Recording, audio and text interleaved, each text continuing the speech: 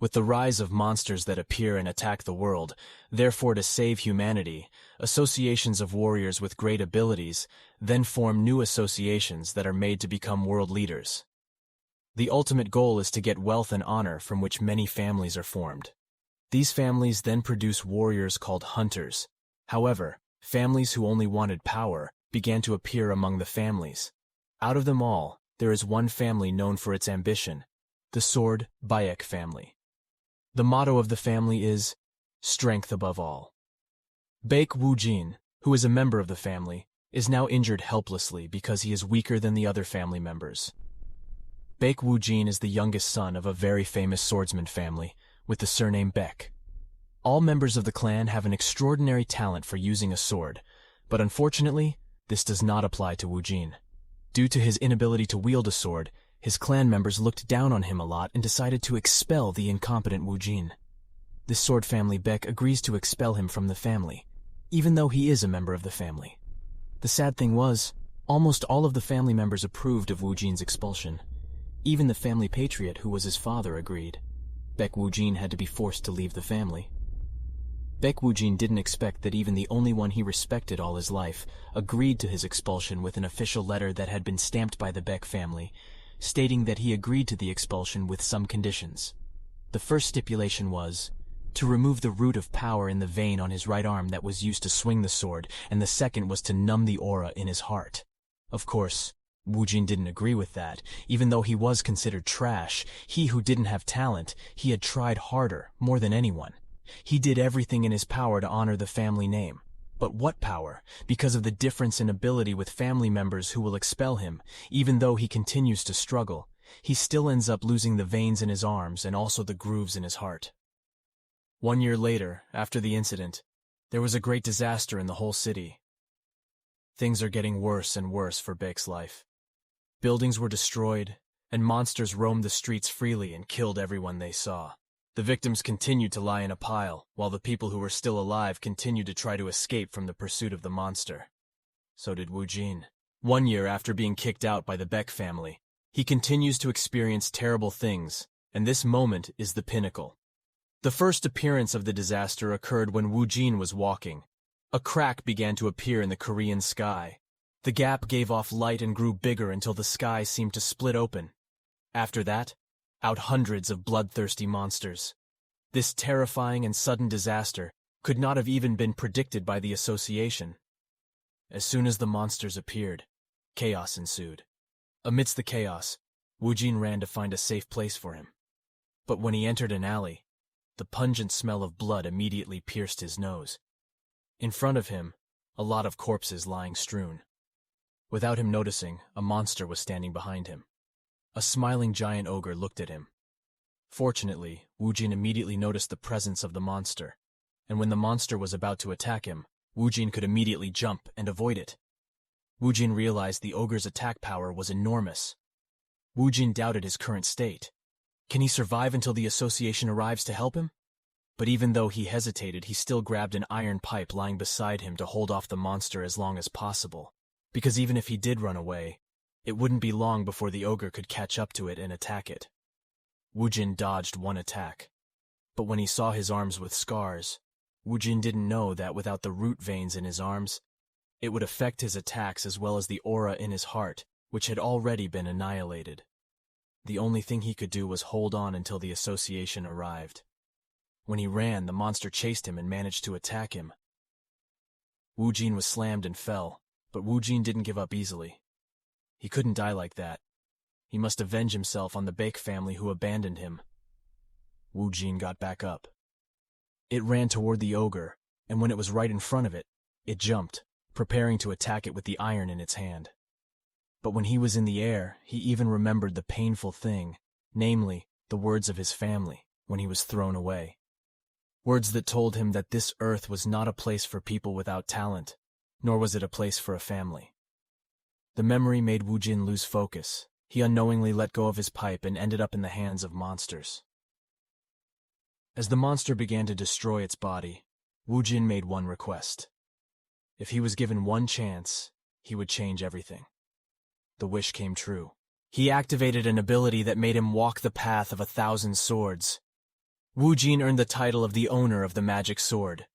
A while later, Woojin opened his eyes. But he was very surprised because he was still alive. He should have died at the hands of monsters. Woojin was very confused by the situation. Is he dreaming? Is it heaven? Woojin detected his physical condition. He checked the veins on his hands. But that started to surprise him. He didn't see the wounds on his hands. Woojin also realized that he was now in the room he occupied with the Baek family before. Also, he could faintly feel the power from the roots and aura in his body. The sound of the alarm snapped him out of his thoughts. The date on his cell phone shows the date. When he looked at his cell phone, realized that he had returned to 10 years ago, the time when he was still in the Baek family that had previously destroyed him. Tears flowed down his face to face this fact. After he lost everything, he had to return to that cursed family. But could not continue to drag on in his sadness. He slapped his cheek to calm himself down, and thought about how he could get back there. This state was too real to be called a dream. When thinking about that, suddenly from behind someone said, "Slap yourself in the face, are you out of your mind?" When Woojin turned around, he saw the figure of a large man with long dark skin. The man said, "Oh, now you see me?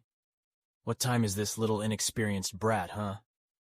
Whoever you are, the contract has been made. My name is Blackstone, and I am the greatest magic sword that shook the world." Woojin was surprised by the sudden introduction of the man. He couldn't digest the man's words. Say, what contract? Plus a magic sword? He had never been involved in such a strange thing, especially since it was the year 2020. What happened at this time? Noticing Woojin, who was confused, Black said, "Normally contractors would come up with something, but this gentleman is quite calm, it seems. Your head will explode any minute, so it will clear up a bit. Our souls have been connected because of the magic sword contract. You have become my master, and I'm in charge of your development, so speak it out."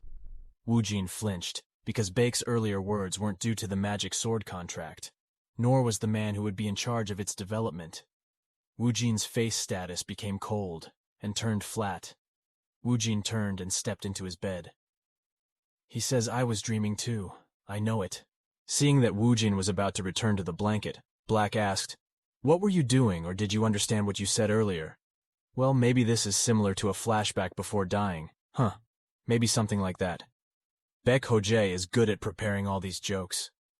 Seeing her cold response, Black said, "Hey, I'm not a human like you. I can only be seen by you. I know it looks like it doesn't make sense, but try saying the status too, so you'll understand later." Woojin answered, "Or do you think I'm so stupid that I can close again?" Black smiled. He said, "Is his brother the one who made him like this? The person you want to pay for your embarrassment? The person you want to beat? Is that Baek?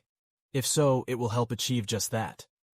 According to Black's words, Woojin was surprised he got up from his sleep. He said, "Is that possible?"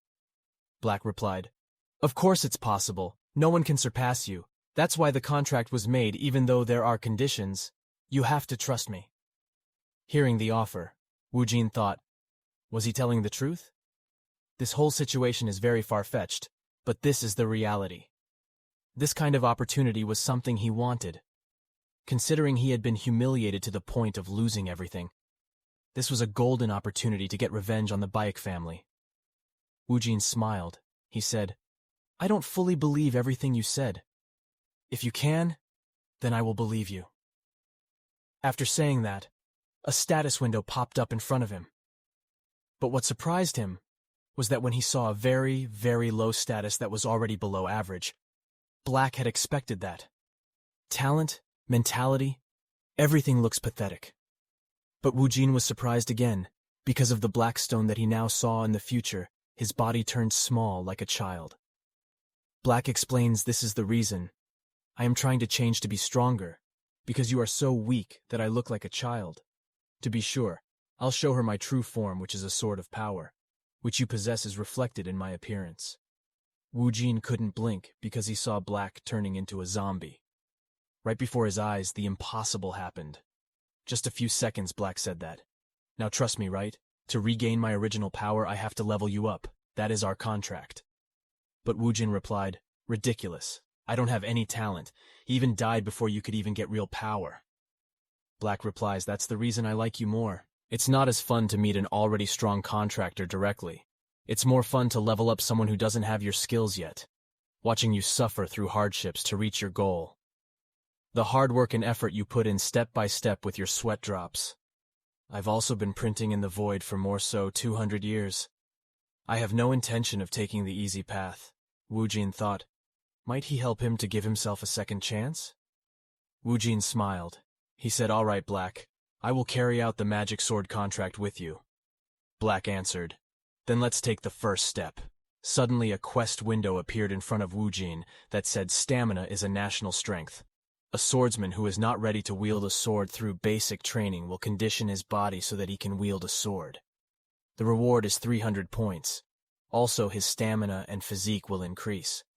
Woojin could only be amazed by what he saw. "We can believe, can experience exactly like a video game." Black said, "Do you get the point? It will display a method for your growth. The form of communication to contractors is not always like that.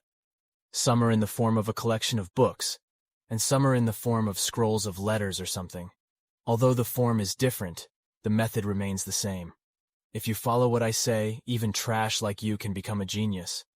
But Woojin found it strange. He asked, "But why was it that I contracted from so many people? People like me can be found everywhere." Black answered the reason why he was chosen as the contractor and the will of the magic sword. Even though there was a lot that Woojin wanted to ask, Black immediately told him to start his quest. A few moments later, Woojin immediately did it. He ran into the practice area. Black always accompanies him. He would also comment on if there was something wrong with his training because he was constantly commented on. Woojin could only be annoyed. In the middle of the day, Black explained, "What did you say, sir? If you could become strong just by running, everyone in this world would become a legend. All you have to do is challenge yourself, so stop saying such useless things. Correct your posture and blah blah." With that, Woojin kept running. Black thought no matter how he looked at it, it was very interesting. Why is he so low but his mental level so high? He has a strong passion for something. Looks like it's related to that Baek Woojin. At that thought, Baek was shocked to see the hatred that filled his entire body. There's no way a 12-year-old kid would have that much hatred in his body. Black believes there is something wrong with his master. Woojin had finished running. From his practice, he said, "Running like that was quite difficult, but I had to do it. I almost died before I even defied my limits. Is it really useful or am I wasting my energy? I did what you said, Black. I believe in something self-esteem with my qualities. However, that is already the limit of my stamina. If I don't do it right, I will lose my efficiency, but if I overdo it, I'll get hurt. Can you see my step? From your characteristics to your temperament, I'm connected to your soul, so I can see through everything. This is the result of your training. Your stamina and physique have improved. You said go away yourself that you have no talent. But it's wrong to have pride in mentality, which is talent, and the possibility of hearing Black's words." Woojin blushed. He was overjoyed to hear someone praise him for the first time. Because he was in a good mood, Woojin intended to train again even though Black prevented him. By saying it would injure his body, perhaps saying, "Trust me, my body is fine." Instead, he felt better. He also felt this feeling for the first time. He thought, no, it's not reasonable to raise the start by half a day. Is fasting really like this? Again stopping Woojin, Woojin said, "Why did you have to stop?" "The quest says to increase my stats," Black answered. "His stat changes are now unpredictable, and no one knows what will happen to his body." Woojin asked, "Don't you know why when I increased? You gave me the quest, and also you said that our souls are connected, right?" Black replied, "All I did was connect you to the quest system." Woojin said, Then, who gave the quest?" Black replies, "I don't know either. My soul is in the sword made by someone. Since then, I've learned many sword skills and training methods. Also, I want to ask you something. The part I think is weird. I feel an unusual hatred from you, that much emotion that can't possibly grow in a 15-year-old kid." Woojin's steps stopped. He thought he was right too. Black said that he was connected. "Then does he know I came back from the future? If I tell him I might be able to get help, he spent hundreds of years as a spirit, it is possible."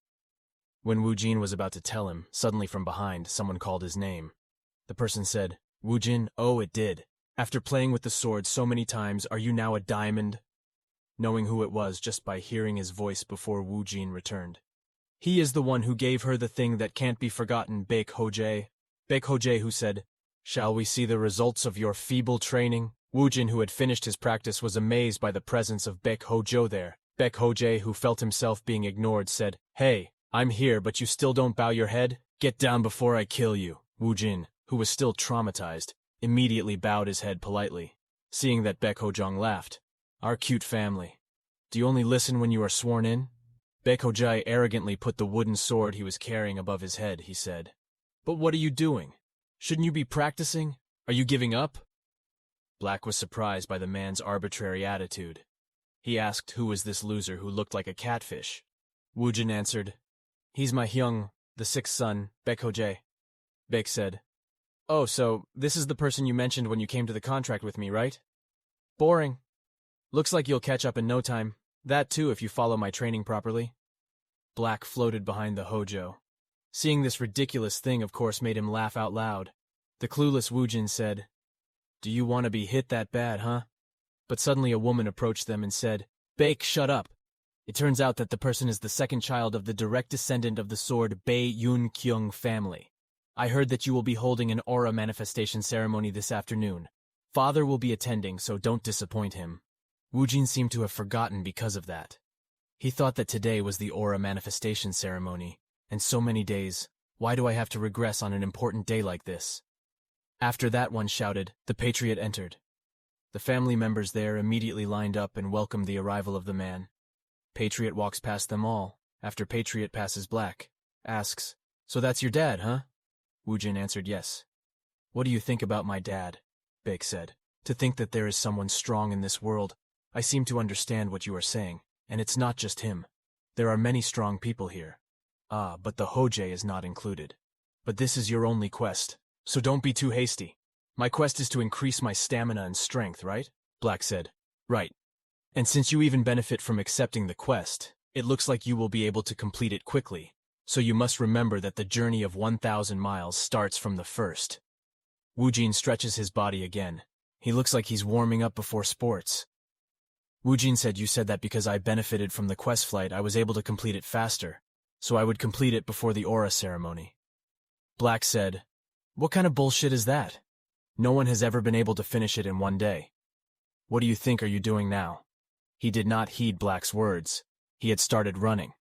While running, Woojin said, "Didn't you say that if I finish the quest then I will be strong enough and can catch up with that bastard in no time, right? I will start now. Black says you are crazy. If you cross your feelings, you will get hurt stupid." But suddenly Woojin stopped running because, in front of him, there was a notification informing him that he had received a special title. The effect of that special bone is his stats and stamina increase by 2 points. Now his physique and stamina become 15 points. Looking very surprised at that, he managed to increase his stats in one go because his stats and stamina had already reached 15 points, so the quest was cleared. Black couldn't believe what he was seeing. He asked, "What are you doing?" "I used to meet a lot of crazy bastards as my previous owner, but this is the first time I've met someone like you, Woojin. Did you know that you would become like this because you completed the quest?" Woojin got the reward, which was 300 points and a first-step title of a quest. The title effects all still increased by 1 point. Woojin said, "I'm not a fortune teller." Woojin looked surprised by the notification in front of his eyes, mentioning that his closeness with Black had increased. Black shyly said, "Can't you tell by looking at her? It says about your closeness to me." Woojin replied, "Huh, I should level up too." Black says, "Because it has something to do with our contract." Hearing that, Woojin thought even if it was a system suitable for this era, isn't this like a dating simulation in a game? If I can't get closer to him, then I can't borrow his strength like that. Did I really just die and now I'm dreaming? He thought about it.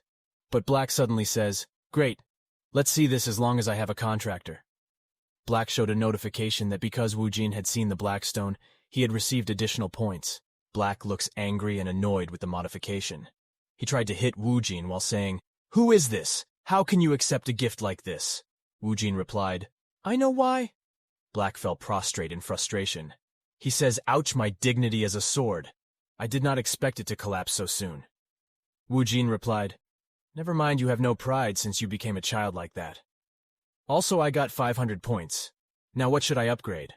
Black said, I see. For now, raise your stamina and physique to 20 points. Then those two stats will be at the lowest rank. You will definitely be able to see the difference. Then just save the rest of the points. Woojin also followed Black's direction and increased his status and stamina to 20 points. After that, suddenly Woojin felt excruciating pain all over his body. His whole body felt like it was being stabbed.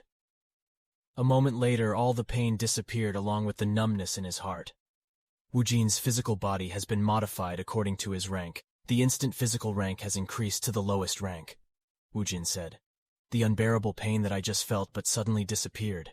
Black replied, Do you understand now how weak your body is? Luckily you can endure the change.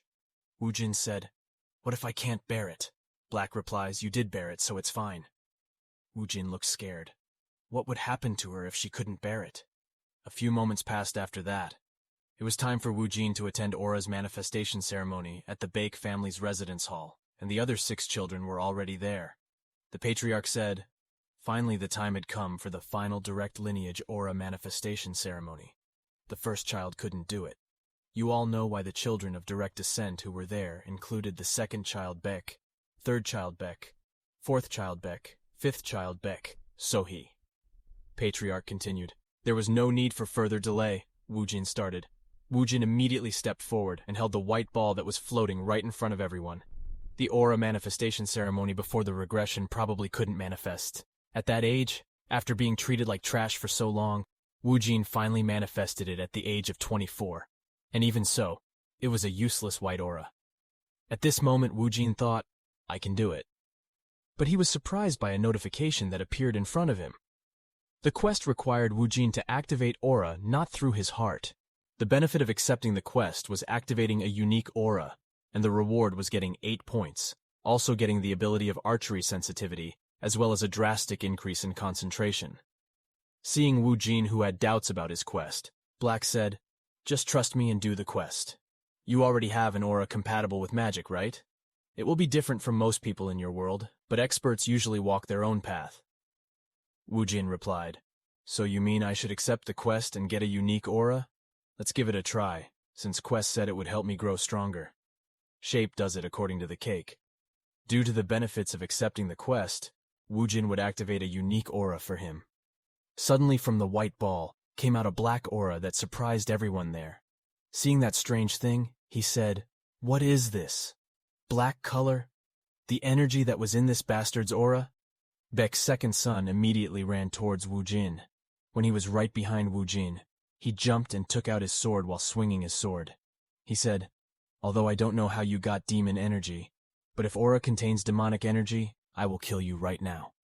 But just before Yun Kyung's attack hit Woojin, his sword was held by the third son, Baek Sehun. While holding it, he said, What are you doing?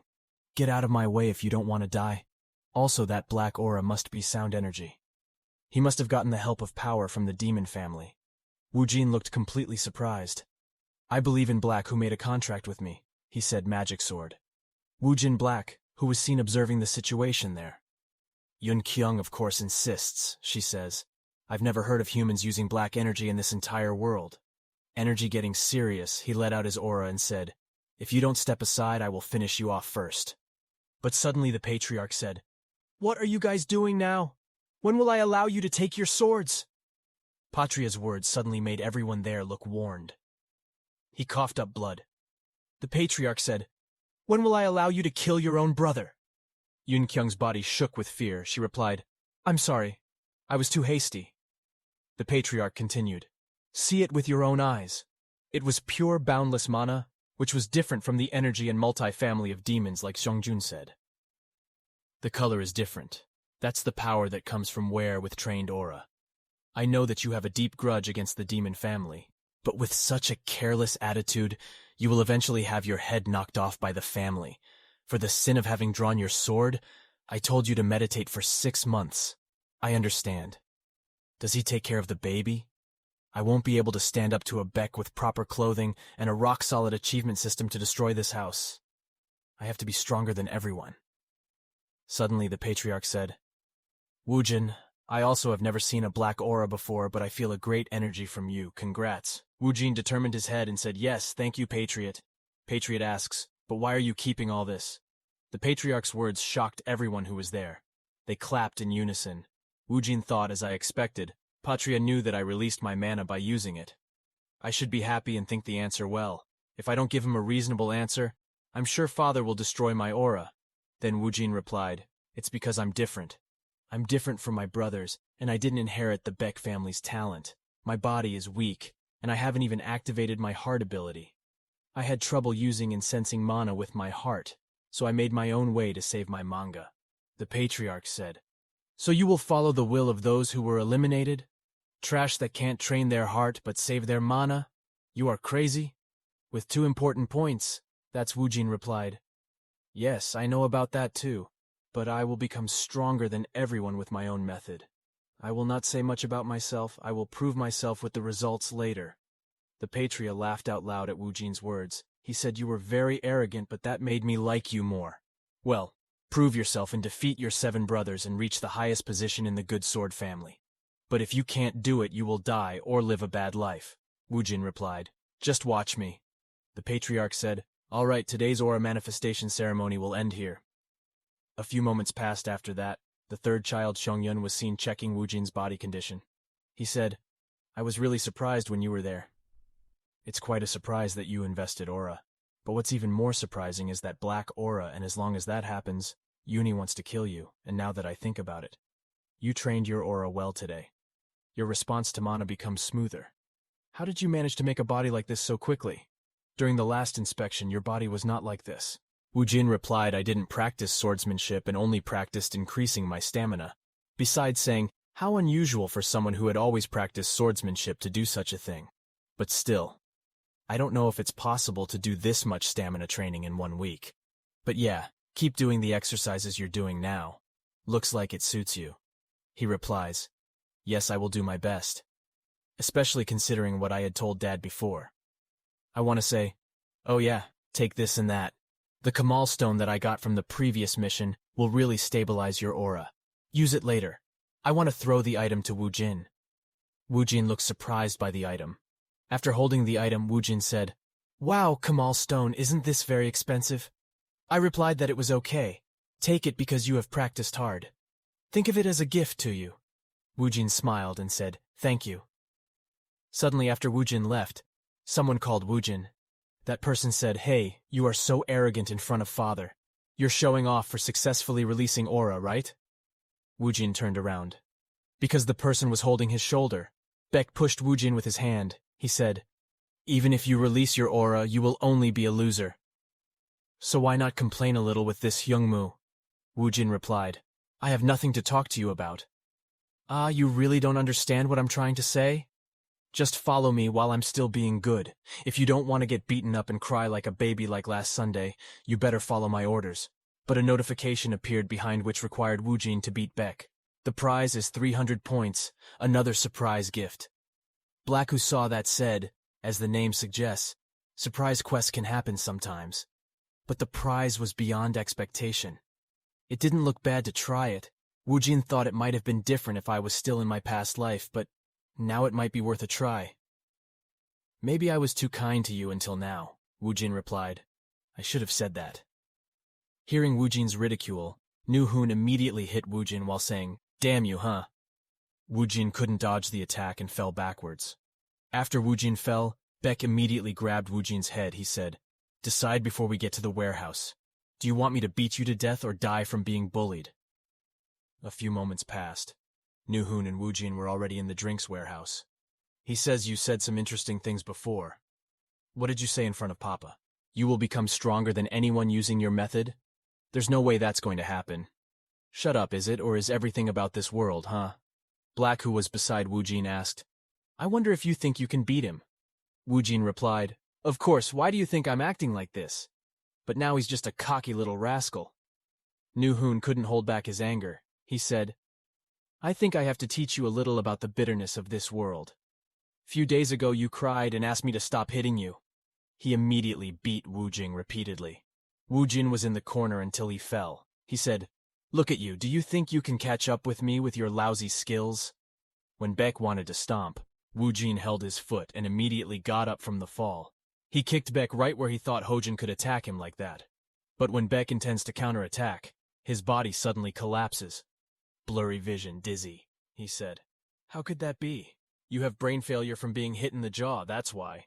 Learning where it hurt to be hit, Woojin grabbed Nu-hoon's hair. He said, Okay, now I'll tell you what pain is.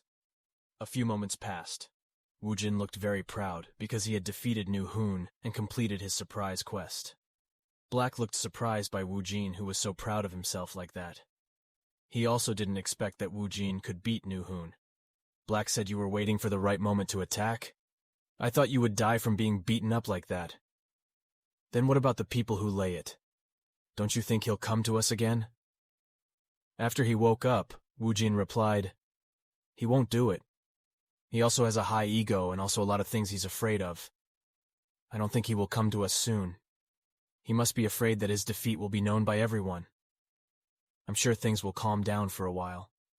While stepping out of the warehouse, Black asked, Baek, I want to ask something a swordsman we saw yesterday. It seems that everyone in your family has a meaning surrounding their heart. Black, holding his stomach, then continued, Why don't you store mana in that energy core of yours? He found it easier to focus on storing his mana in one place. Black said, You also accepted the quest without a second thought. Why is that? Woojin replied, It was because the only solution. Black says, What's the solution? Woojin replied, If I hesitated in front of my father like I did in my previous life, he would destroy my energy core. Black said, So you were given a quest that gave you an aura when you deposited a house in your energy core, he replied. Maybe it was because the aura I had in my previous life was useless. I'm glad that I got something better this time. Woojin's words suddenly surprised Black. He said, Wait, Woojin, what did you just say? Woojin replied, If I hesitated in front of my father like I was in the past, my father would destroy my energy core. It seems pointless to point it out now. I'll tell you eventually, Black. Actually, I have lived until I was 25 years old. Then I died. Then I regressed back to my 15-year-old body. I was born as a family disgrace and grew up without anyone caring about me.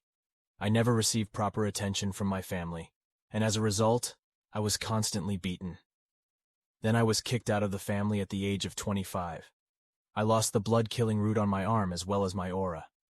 It was then that a huge crack appeared in heaven and earth when I died. At first, Blackstone was very surprised by Woojin's story, but Black could feel and see what Woojin had experienced in the past. Black said, Oh, so that's true. Woojin said, Yes. As soon as I regressed, I met you.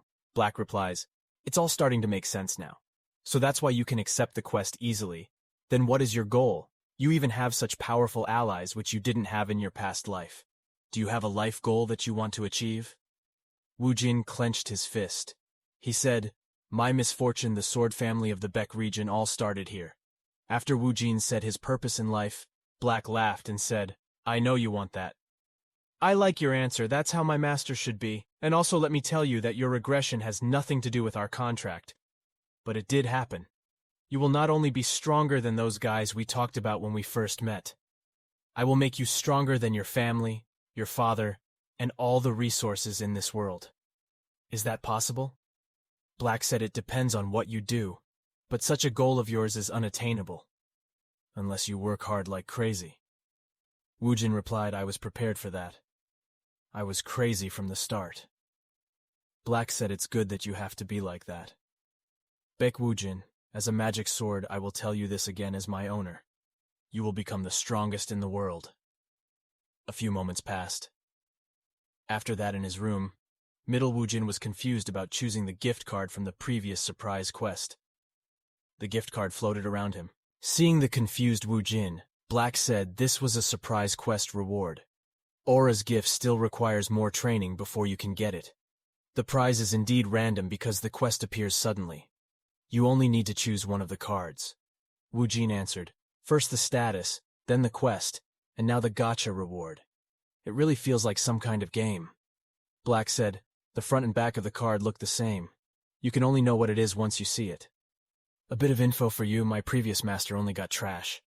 Every time he has decided to choose a card while pointing at the card, he says, I will choose this one.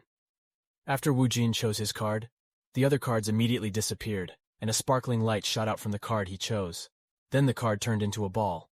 Woojin said, a Beckel ball? But suddenly Black shouted that wasn't a kickball, it was a pill that permanently increased your mana sensitivity. How did a person like you obtain such a precious item? Black looked very surprised by that, but Woojin seemed irritated at being called out like that. He replied, Hey, what do you mean? You are too much, you know. Which sensitivity is more important? What's that? Black said. Don't you guys use terms like that here? If you increase your mana sensitivity, you will be able to feel aura more easily. If you eat this pill, your aura growth will increase several times. Woojin looked at his bio, then he glanced at Black and said, I'm asking this just in case, but if I take this pill there won't be any other side effects, right? Black screamed some kind of bullshit. What was that? This is a valuable item that has no side effects at all. Woojin replied, You know how I have trauma in terms of growth? Black said, like when you first leveled up? It's because your body condition is so bad and weak, the fact is like that. Woojin replied, That's true, but how come your words are so annoying?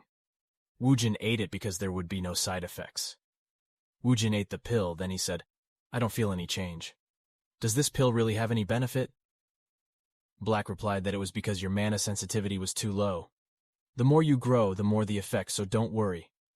So I don't feel anything because my mana sensitivity is too low, huh? Black says you did well. Today take rest. I will teach you how to gather mana tomorrow. Woojin replied, Why wait until tomorrow? Let's do it now. Seeing the impatient Woojin, Black said, You crazy bastard, you need to rest even when you're training. Woojin was already prepared with his training. He said, Didn't you say that skin recovery is 5 times faster? If you understand what I'm saying, then stop yelling and help me practice. Unbeknownst to Woojin, someone was watching him from a tree. So across the room, that person is Moonjio from the Dark Sword Squad. After watching Woojin from afar, now he was reporting it to Patria. He says, I have an incident I have to report. Patriot says, An incident? Tell me. He replied, Young Master Woojin has defeated Young Master Nu-hoon. Even though they didn't use swords, they were still fighting. The Patriarch said, Didn't Woojin even know how to use his aura properly? He answered, At first Young Master Nu-1 had one-sidedly beaten Young Itu Woojin. Young Master Woojin was on the defensive, and then waited for Young Master Myung-hun to turn things around. Patria smiled and said that it seemed that Nu-hoon was underestimating Woojin. He was defeated because of his arrogance. Now she replied, After she woke up, she went to her room and hasn't come out since. The Patriot said, You coward. I didn't even ask him to contemplate in solitude. How sad. Then what about Woojin? Answered he was also the same. He remained in his room. So far I don't know the details, but he seems to be practicing. The Patriarch said, He must be training his mana. I guess I'll be bored for a while. But something interesting has happened here. Ju-hyung replied, Ready, Patriot. After that, Young left the patriarchal room. The Patriarch thought, All right, Woojin, I'll set the stage for you. A few moments passed. The next day, Woojin was still in his room. Woojin asked Black, You said that if I want to open the aura of the quest you gave, I need to stabilize my mana, right? And I thought about this yesterday, but it looks like there's an easier way around this. Black replied, What easier way would you do? Woojin held a hammer in his right hand, while his left hand placed a stone in front of him. Woojin said, Now I know how to collect mana. I need to try using it. Black replied, What do you plan to do with the hammer?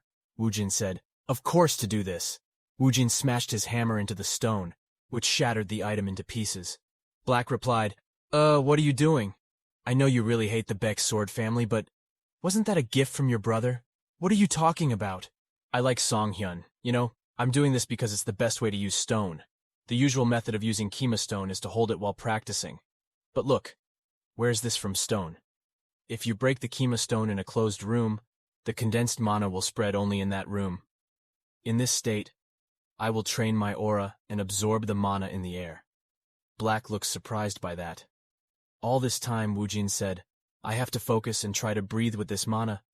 Woojin immediately meditated because Woojin had absorbed a large amount of mana.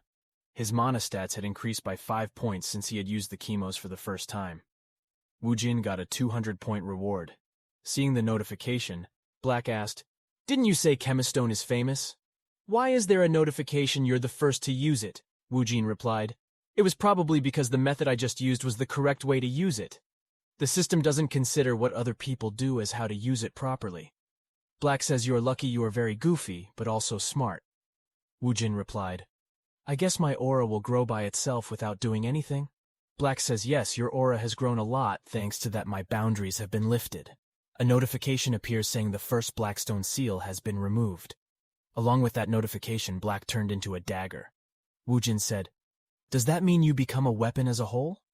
Black replied, If you want, you can use me as a weapon. Woojin said, Yes, I remember now. Your true form was a sword, right? Black replied that he would be fully able to use his powers when Woojin regained all of my powers. I will not become a dagger like this, but an object. Woojin immediately held and tried. Swinging the sword, he said, This is the first time I wield a sword after coming back to life. Black replied, Did you feel it? Suddenly a black aura enveloped his blade. Woojin replied, his aura leaking out. Black says, Do you understand now why I am called a magic sword? The stronger the master, the stronger I am too. You need to be at a certain level to stably use my power. Woojin felt pain in his hand. He said, Oh, it hurts, stop. Because Woojin couldn't hold on anymore, he had to use his other hand to help him remove his sword. Black says with great power comes great responsibility, so that the first one that was repealed didn't even take out half of my abilities, which means we still have a very long way to go. Woojin looked out of breath, sweat dripping off his face. He says, Impossible, I can't even swing it. Holding it properly is already very difficult. Black replied, Yes, for now, if you don't need to worry that it's developing now. Also, other benefits have been unlocked. Black snapped his fingers. A notification popped up telling him as a boon for breaking the first seal. Woojin could now access his inventory. Black explains that inventory is like a bag. You can put your items in the inventory that is in your aura. Smiling happily, he answered, It's like an upgrade item. Black said the space you can use right now is only the size of a small room. The more seals you open, the more space you can use. Woojin replied, You are a really good Blackstone. That means I have to train like crazy until I can use you properly. Black said, Yes, you are right. You have to train like crazy. I'm not just any sword after all. Then the status window is opened. This quest isn't finished yet, even though I have an aura.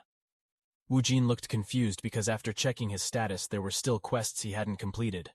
Black says it's probably because your mana isn't enough to use aura. Woojin replied, If that's the case, then my priority is to finish what I haven't finished yet. To the patriarch who was with his sons said, What's wrong with your face? Seeing Myung-hoon, who was nervous, the patriarch said back, I'm asking you. Myung-hoon certainly can't hide anything in front of the patriarch.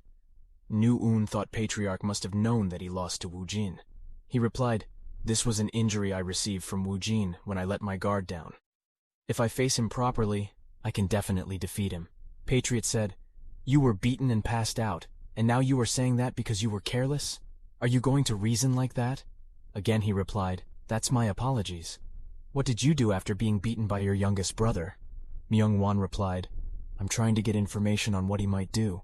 Patriarch said information. I thought you were just letting your guard down.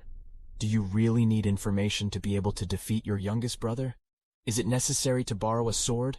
He answered, Yes, I'm sure I saw Woojin receiving something from Seo-hyun. If only I knew what it was. Patriarch cut her off. Patria said, Enough. You have fallen into those selfish and useless ways of yours. If so, excuse me. Before Young-hoon set foot, the patriarch suddenly said, How about making him give up? The motto of the Baek sword family is nothing new.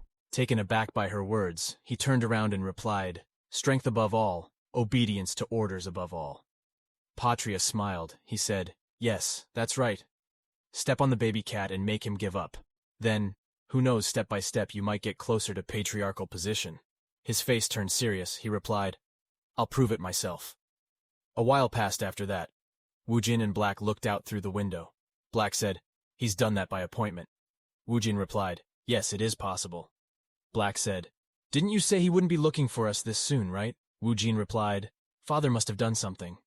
It turned out that outside the room Woojin was seen standing. Woojin so seriously said, Even in my past life, Father always provoked my brothers to fight. With her personality like that, Father must have said something to her. Black replied, Yes, he was beaten by his sister. If I were your father, I would have said something to him too. Woojin said, Besides, Dad might ask, why would he just keep quiet? Especially by the youngest brother like. that Baek would always come to see me after he was lectured by father. Black replied, that means we might be fighting him again soon. What a wonderful family full of people ready to fight. Isn't this our chance we can beat the environment to smithereens and make it kneel at our feet? I have to really teach him a lesson this time. Seeing Woojin excited like that, Black thought, is this why they say discipline from parents is important? Black said. But OMG, you better practice than focus on that bastard. Woojin replied, all right. Aura's training with my energy core seems to be working out pretty well for me. Black said, concentrate again, you are doing much better than when you started. Woojin concentrated with his meditation. Black said, don't focus on mana flow, but create a path to escape mana. Mana needs to flow not only into your heart, but throughout your body. Focus your mana energy. That is the training method I will give you. This is the aura chain training method. In his meditation, Woojin thought, this feeling, I can feel his mana throbbing like a waterfall. I felt mana in my previous life, but nothing like this. So this is energy core practice. I can feel mana not only within my body but around me as well. This is how it feels to have a meaning completely settled within my body. But what is the feeling of the electrified? Is this the giant that Blackstone was talking about? He looks familiar, like the Black Store itself. Woojin opened his eyes. He said, is it already night? Black replies, you did fine, but you're distracted by your thoughts. But yes, you did well. A notification popped up notifying Woojin had learned the light aura training method.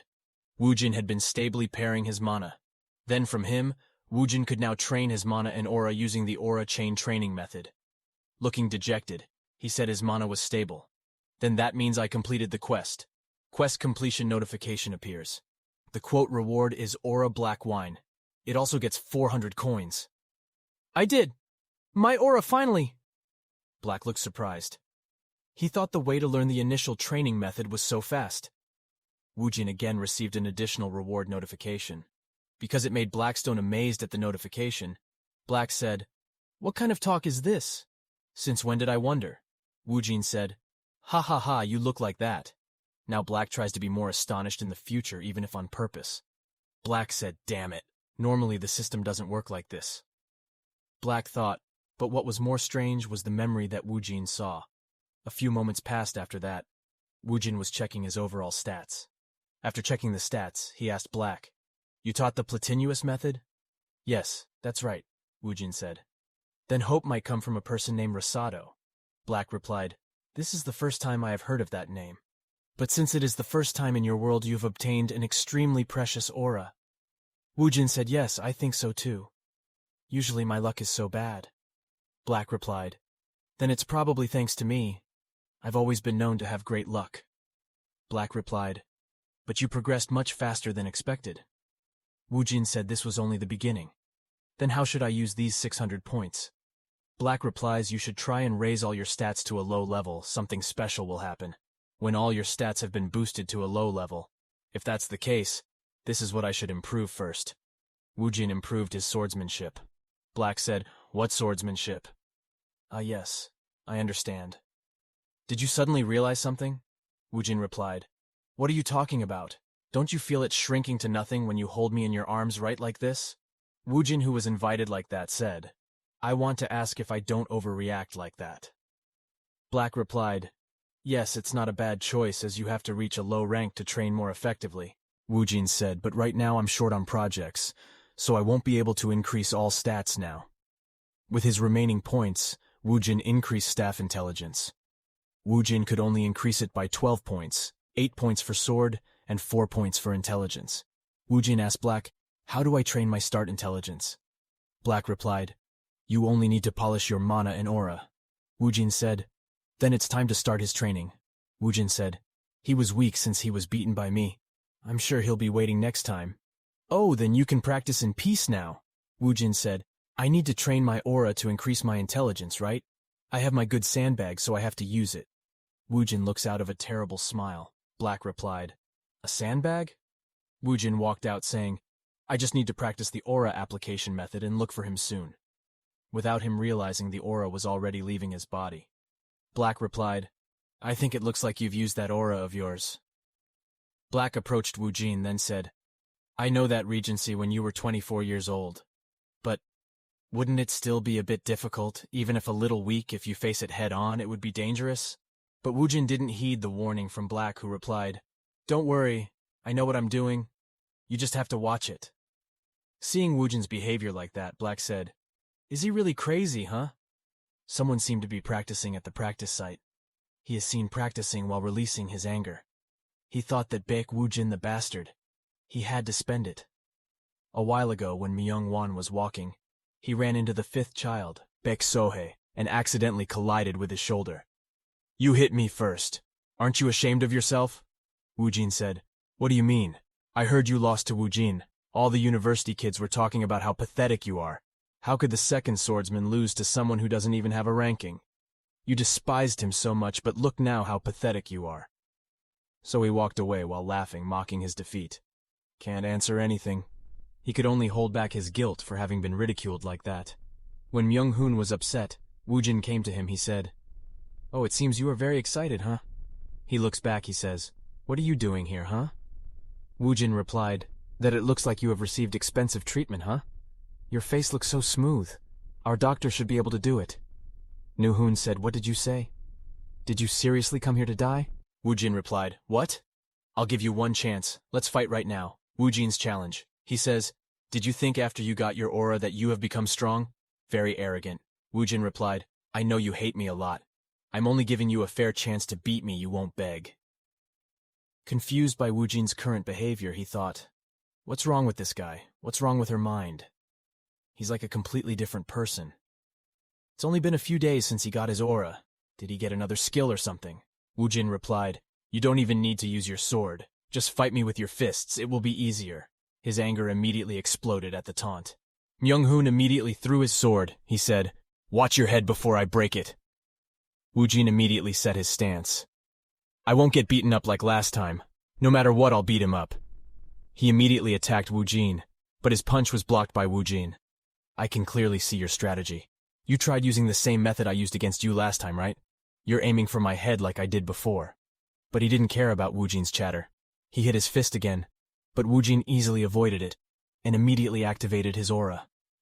After initially enveloping her body, he smacked her right in the chin. Because of that punch, Myung-hoon lost his concentration. The condition was put to good use by Woojin. He attacked Myung-hoon with multiple combos. He was made helpless by Woojin's attack and was knocked unconscious again by Woojin at the training ground. Woojin smiled. He said, "Good. I understand how to make full use of my aura now." Black, who was dumbfounded, saw Woojin fight. He thinks it looks like I'm paired with the craziest contractor in the world. I never thought he would use his aura to beat up his own brother. Woojin and Black were seen walking around the city. Black, who had just seen a civilization that was foreign to him, said, "Very tall buildings, but basically a forest. But where are we going? Since when did you leave the house? You still remember when I praised how well I used aura to beat? Now I can fully use aura. I have to register now. I'm an aura user. I have to register in the association." When he got there, Woojin went straight to the receptionist. Woojin said, "I want to register as a user. You register as a swords first. Next we will test your aura." But when Woojin had written down his personal data, the receptionist looked a bit surprised. He asked, "Is your name Baek Woojin?" Woojin replied, "Yes, that's true." The receptionist asked, "Then, are you by any chance from the Baek sword family?" "No, I actually don't really like that Baek family. To be honest, someone from another family of climbers came last month, but do you know how shocked he was? He says he is a member of the Baek family, so he doesn't need to be tested anything. He asked if I knew who he was. But yeah, anyway, it was the first time I met such a bastard."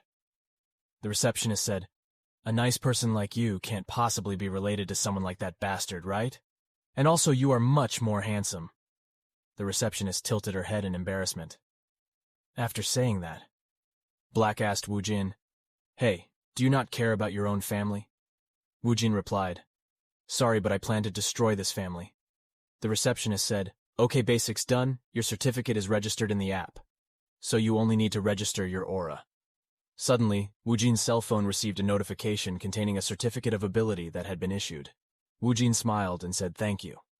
A while later, Woojin was walking after exiting the association building. "In my previous life, I obtained this certificate when I was 24 years old." "Of course you're happy.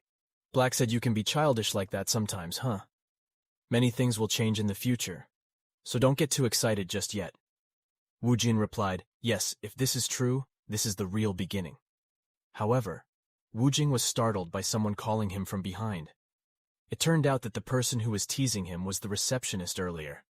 The receptionist breathlessly said, Mr. Swordsman, do you have time now? The receptionist explained a dungeon had appeared, but they were lacking a swordsman. I was wondering if you are interested in joining? There's actually someone waiting at the association, but I'm asking you specifically. This is you, Black whispered to Woojin. He might be acting like this because you helped him curse your family. Woojin replied, you think so too. Black said, well, now that you've gotten stronger, maybe this is a chance to test him in real combat. Woojin thought, and if it was a monster, then there was no problem. This is a chance to see how far he has come, also how different he was from his previous life. Woojin said, I will go. A few moments passed. Woojin had arrived at the place. His appearance was immediately greeted by the people who were going to enter there. One of the guys said, are you a rookie? Woojin introduced himself. The person shook hands too. So lucky to be in on your first day after registering. Woojin replied, this is my first time, but I will do my best. The person beside Park Hong whispered to Mr. Human. That person's last name was Baek. Why is Yang talking casually to her? He might just be a member of the sword family. Park Hong replied, Yong-hoon, think about it. Do you think a direct descendant of the Baek sword family would come to such a dirty and small dungeon? They prepared to rush into the dungeon while running, saying yes. The preparations were almost done. He glanced at Woojin and he asked, so are you the Superman of the Baek family? Woojin replied, I don't really like that Baek family, surprised by the answer. Liar. Don't say something like that.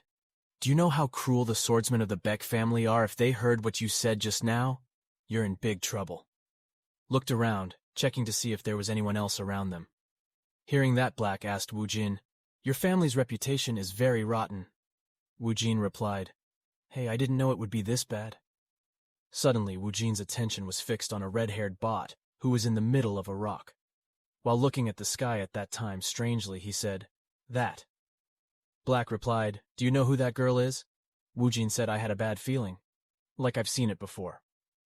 Black replied, wow, look how come your attitude is like your father. Woojin suddenly remembered something.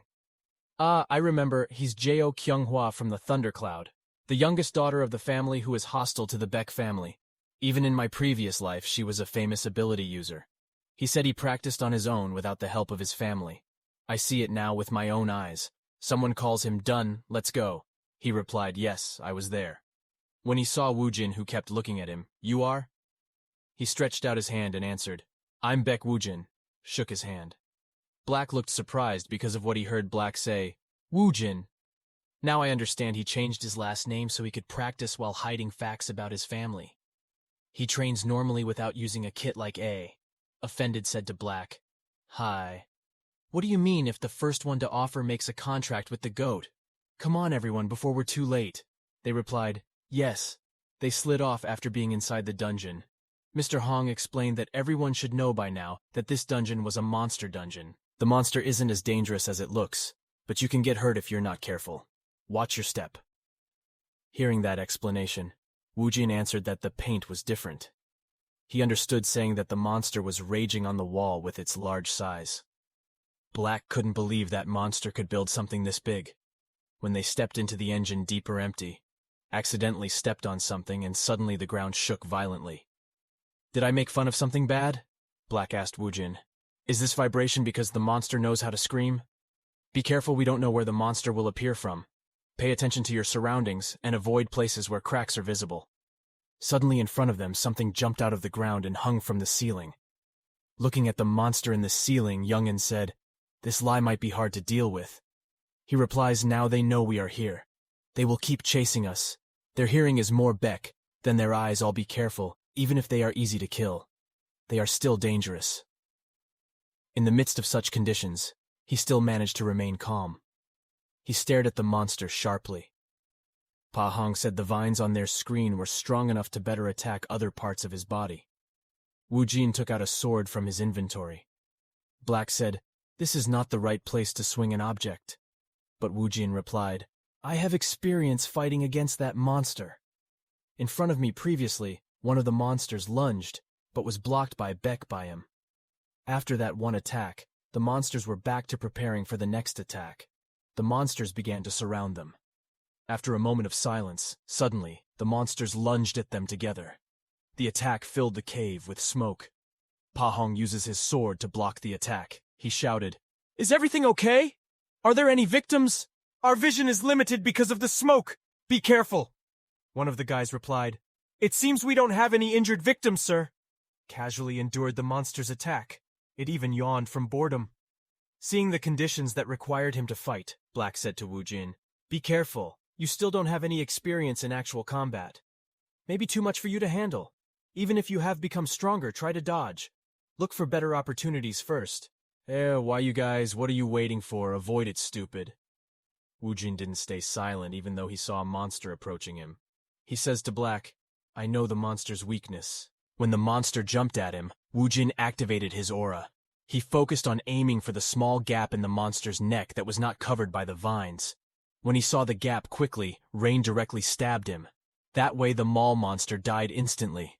Then Woojin shouted. Her soft neck that wasn't covered by the vines was her weakness because the other skin was tough. Better aim for his neck. Hearing that, Yong-hoon said, "But the vines are small." But suddenly behind him, there is a monster preparing to attack. Seeing that, he immediately jumped and punched the monster's neck with his hand. After taking down the monster, he said, "Was there some reason to aim for its neck? To kill him, seeing animals like that?" Woojin thought, "Aren't you too strong?" A few moments passed. After that, it seemed they had taken care of most of the monsters. "They will immediately attack as soon as we enter the dungeon. They are really rude. Do you think those monsters have something like common sense? Everyone tried to dodge this dungeon. There wasn't much information about them. How did you know it was a fact that the monster's weakness was down their necks?" Woojin was shocked to hear the question. "Someone told me before. I heard that it helps to study a lot. Is that so he must be a nice guy?" "So, who exactly told you that information? That is none of your business. Technically, the me from the past taught me this." As they walked deeper into the grounds, someone asked, but seriously, who would have thought, aren't monsters supposed to be handled by swordsmen? It is possible that there is something with them. Suddenly, someone realized something. He raised his hand, indicating to be silent, and stopped. "Ahead there's a junction, but it looks like everything is going our way. The association said that we just need to get rid of the monster, so let's split into 2 groups. But he said, look above the monster's head, isn't that the boss's seal? The other monsters got tougher. What exactly were they exploring here?" Black, who was surprised by the new term, asked Woojin. Woojin answered yes. It can also be called a guard, even though it has good prizes, but the monsters are also much more difficult to kill. Black said they seemed right when they said big prizes follow big assignments. Woojin answered yes, right. I assumed to mean this dungeon must be the hardest and suddenly said don't worry about monsters. "Do you have a plan? You all can go the other way. I'll take care of a monster myself. You guys keep going." After saying that, he immediately ran after his boss monster. Even though understanding tries to stop him, he has already gone too far down that path. He says, "What do we do now, sir? Are we going to follow it?" Someone answered, "Since Park Yoon is skilled, I'm sure he'll be okay.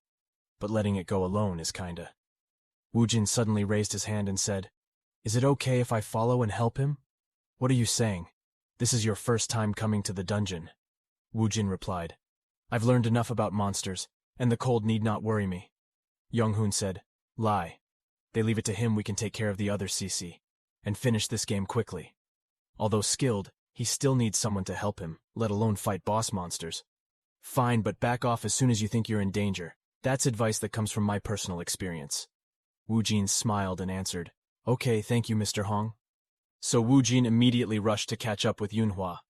Black, who was with Woojin, asked why you want to help him, accelerated his run. Woojin replied that he had crossed his limits. He tried to kill the boss monster I summoned. Ha! Even so, it was just a slightly stronger monster, and Woojin replied, "Didn't I tell you if you defeat the boss monster, you will get a reward? There's a chance to get good items, but if I want to, I don't do anything." Suddenly appeared a notification, a surprise quest in front of Woojin that told him to defeat the boss monster before anyone else. The prize is 200 points and a surprise gift. Seeing that, Woojin said, "Perfect. Isn't this the right time for a quest?" Black replied that the timing was perfect. Woojin also accepted the quest and said, "Because at this point I will risk my life to try it." With a flat face, Black answered, "Why do you maintain life when you have died before?" It was a creature I had never seen before. "But the creature looks strange," Woojin replied. "It hasn't been long since that monster appeared here. Was that why the previous people had trouble killing him?" Woojin answered yes, and they weren't as strong as they seemed. They have a large body, so they tire easily on their own. Easy to catch them. "It will be a little different 10 years from now," Black said. "Oh, the period of time you lived before, and I was definitely different from the me my previous life. This time is definitely different. I will become much stronger and take down the sword family of better value." But Woojin's attention was diverted when he saw someone who was facing 2 monsters in front of him. Woojin smiled and said, "Meet you." Black said, "Luckily it looks like the boss hasn't been defeated yet." Woojin replied, "Okay, let's go there first." When facing the 2 monsters, he ran past them regardless of Yunhua. Realizing it, he thought, "That person isn't he Baek?" After taking care of the 2 monsters, he who was not far away seemed to have noticed something when he saw a form. After approaching, "Where are you going?" Woojin flatly replied that he wanted to go to the monsters. "I already said that I would kill the boss of the monsters. It was dangerous." "Why did you come all the way here? If you only came to offer a favor, I refuse it. I alone is enough. I do not need your help." Woojin replied, "What are you talking about? I didn't come to help you. What did you say then? Why you?" Cutting his sentence, he replied, "I will kill your boss. You really can't be trusted. You say you're new to being an ability user. Maybe that's why, but listen. This isn't a game where you win casual clothes without any gear and get fooled by your dreams. You asked to die?" Black said you don't care what that woman just said. But Woojin replied, "Hey, do you want to bet with me?" "Yes. I will face the boss monster first. If I beat it within 3 minutes, I win. If I can't beat it, then you can beat the monster. I will also grant whatever your request is as an additional reward." Suddenly, a boss monster appeared from the ground near them. But they both stay calm. Surprised by Woojin's words, he said, 3 minutes? Did you just say think what's wrong with his head? Even a rank 3 ability user couldn't do it in 3 minutes. Woojin replied, "Okay, go for it. If you defeat the boss monster within 3 minutes, I will also grant your wish." Woojin said, "Promise, don't lie." He nods, thinking whatever you will fail in the end. I will definitely win this bet, considering I also rest before I fight the boss monster. Black looked surprised by the bet. He said to Woojin, "Are you sure about this? Isn't 3 minutes too short?" Woojin replied casually. 3 minutes means nothing to me coming 10 years in the future. 1 minute is enough." Seeing Woojin getting ready to fight his boss monster, thought, I can't understand no matter how many times I think about him coming all the way here and making an unreasonable bet. Is it possible to get my attention? Yeah, sure, like that. I get it now. I thought he had a strange bend from the start. Black, who noticed him, suddenly blatantly looked at you with disdain. Woojin, of course, thought about it. He thought his boss monster was his, and then someone came to harass him. But I don't care that all the lasers are mine. Black said, no, I don't think that's the reason. But the monster suddenly went berserk. He attacks with the vines that are on his neck. But Woojin can easily avoid all of that. Yunhua, who saw Woojin's fight, was quite impressed with his ability. Annoyed that his vine attacks kept on being avoided, the boss mouser changed his attack using both of his kroots and immediately lunged. Seeing the attack, Woojin said, "Now, you make such wide moves when fighting, which makes it easier for me to dodge." Woojin dodged and activated his aura. He again found a large gap between the vines that were on the monster's neck. Without wasting any more time, Woojin immediately stabbed. After that with his sword. Very surprised because Woojin could easily kill his boss with just a few tips. He said, "How come after playing with his sword so that no blood sticks to it?" Woojin was flattered, then replied that it only took about 30 seconds to kill the boss monster. Am I right to win the bet? Woojin also managed to complete the surprise quest. He gets 200 points as a prize and also a surprise gift. Believing what he saw, said you were just a swords. But what if you can kill the boss monster? Your sword wore aura, what just happened? Do you want to know how I killed the boss monster? He says, of course you want to know how. I will never tell you. Manhua, who was annoyed at being toyed with like that, said, "You're the one who asked me to ask." Black said, "Wow. You're so cruel, Woojin. By the way, I killed the boss monster. So you will grant my wish, right? What kind of request do I ask you?" For a moment he was silent, then said, "Okay, I underestimated you. I will use his request later. He is Yontak interesting words." Because there weren't many warriors lately, Yan was even irritated after hearing the answer from Woojin. He thinks this brat, why do I feel like I lost to this brat? I feel like I lost all my words. Woojin smiled, then said to be able to ask for something, being the most precious youngest daughter of the Georgian family. But the Baek family, even your last name is Baek Woojin. I don't like the Baek sword family. Do you want to look or curse the Baek family? Woojin answered, why Black said, "Did you do this on purpose? Look at him grinding his teeth in annoyance. He really is like a kid. What are you saying?" He said, "Well, whatever. Look at the boss monster's corpse. It looked like something had come out of the corpse." Black asks, "Is that the prize you're talking about?" Woojin answered, "Yes. If the boss monster dies, it will drop a reward like this." Woojin picked up a ring item that appeared from the corpse of his boss monster. After taking it, Woojin said, "I need to check it." Black replied, "Why bother going here and there? I will do it for you." Woojin flinched at Black's answer. He instantly looks at Black and says, "Can you do something like this?" Black answered yes. A notification appears that tells the description of the item. Mentality and resistance to Earth attribute users say rings are good for increasing your basic stats. Congratulations, I lost the bet, but I was also too careless, and I also hate whatever you say. Woojin took another item from his boss monster's corpse. A red stone. Woojin replied, "Thank you, this is your jade." He threw the stone. Catching it, Yonho said, "Until the end, you're still annoying." The group reached Woojin's place, breathless. He says, You really killed him. You young ability users did it fast, faster than us. Good work." Holding Kyunghoa's shoulder, he said, "Impressive effort. Good job we got through it easily." Glanced at Mr. Hong, who was holding his shoulder. He pointed at Woojin, then said, "He did it, not me, so thank him." He immediately approached Woojin and said if he killed him alone? Did a newbie in the whole cave defeat his monsters alone? He smiled while thinking, I won't be gentle with you next time, Woojin boy. Some time passed after that. After clearing the dungeon, Woojin and Black were seen walking back to his house. While walking, Woojin told Black it was easy enough for the first quest. The people there are also very nice. I also got a bounty from the boss monster, like I hit 2 birds with 1 stone. Black answered, "But are you sure it's okay not to worry?" Woojin said, "Worried about what?" Black replies, "The woman will probably net you soon. She sure can do it." Woojin casually said, "It doesn't matter, I never lie. You said you weren't from the Baek family."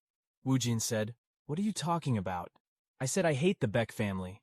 I never said I am not a member of his family, but you are really annoying." Arrived at the Baek family residence, but when Woojin stepped in, he was surprised because there were 2 people already waiting for him. Moon Ju Young from the Dark Sword Squad, who had been keeping an eye on Woojin, said, "Ah, finally came." The short-haired one, dressed neatly, said, "We are waiting for you, sir." Seeing that, Woojin asked, Why are you guys?" Seeing Woojin, who was flustered like that, the well-dressed person said, "We are here to escort you, young master. I am John, and beside me is Moonjo, who has been assigned to you, young master." Seeing that, Black said 2 maids turned out. Then he said to the 2 maids, "Take good care of me." They both lowered their heads. John said, "It was an honor. I look forward to working with you." While turning around, Woojin said, "It's late today, you guys. Go home. I will finish my greetings tomorrow. From today onwards, your room will be on the 8th floor of the Baek family. Lord Patriarch told you to move there, cleared a dungeon on the same day as registering your aura. Patriot ordered you to use the ancestral building directly." Woojin and Black looked surprised. Hearing that said, "I can enter the Baek family building? All right, I'll be in for a bit, so wait here." After saying that, Woojin immediately entered the ancestral building and checked what the place was like. After getting there and looking through the contents, Woojin said, I'm finally allowed to use the direct ancestral building." Seeing Woojin happy, Black bothered him. He asked if he was happy. Woojin replied that this is only the beginning, so I want to regain my composure. Black says this is not the time to think about the past. There is no need to just run forward. Baek has been taken care of, so no problem there. Baek Hojong, and there are 6 more on it.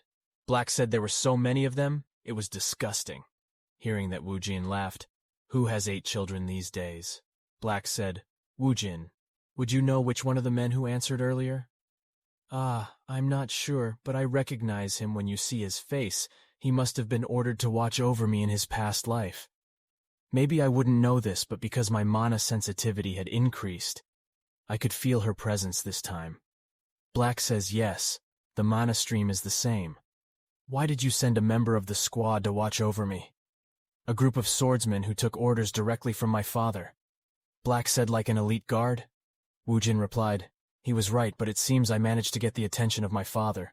By the way, should we go now? Black said, of course I'm also curious. What the Baek family monastery looks like. Arriving in front of the Baek family monastery building. Your room is over here, Mr. Woojin. Good job, because today is the first day. You both of you should go home rested. He replied, thank you. I will see you tomorrow morning. The guard also said then I will excuse myself. After saying that, they both lowered their heads and leave from there. But suddenly Woojin called back the guard. Wait a moment, because he was called like that. He stopped his steps. He turned around and said, Is there anything you need, Mr. Woojin? Smiling, he said, Everything is fine, okay, but please keep your distance when you're observing me. I also need privacy. If you know, then see you tomorrow. Hearing Woojin's words, he couldn't answer what he said. He just stood there watching Woojin's departure into the building. Arriving at his new room, Black said, Hey Woojin, do you even have this and that? You will also benefit if my position gets higher, Black screamed. Hey, didn't you say your father is cruel too if you say that to the guard? Won't that stab you in the back later? Not in the slightest. I know very well what kind of people they are. If the guard told him he was spotted while watching me, he would actually be happier for it. Now, unexpected rewards for killing boss monsters are unlocked. Black says, of course, because your luck is big enough. I wonder what you'll get this time. Source opens open status window. Woojin answered the surprise quest reward was something like a gacha machine, right like before. Lots of cards floating around him. You have to make your choice carefully. You won't know what's in it if you should pick one at random without expecting anything. Woojin replied, I know that. But I'm not sure this time. Black said, Who knew you might hit the jackpot? Woojin answered for gacha like this. You have to choose whatever you like. One of the cards in front of him. After selecting it, another card disappeared and the card he chose turned into a wooden mask. Black looks very surprised to see the item. Woojin. He looked at the mask flatly. Woojin said, What is this? This item looks like an item made from trash. Is the system error or what is this, or is your luck really that good?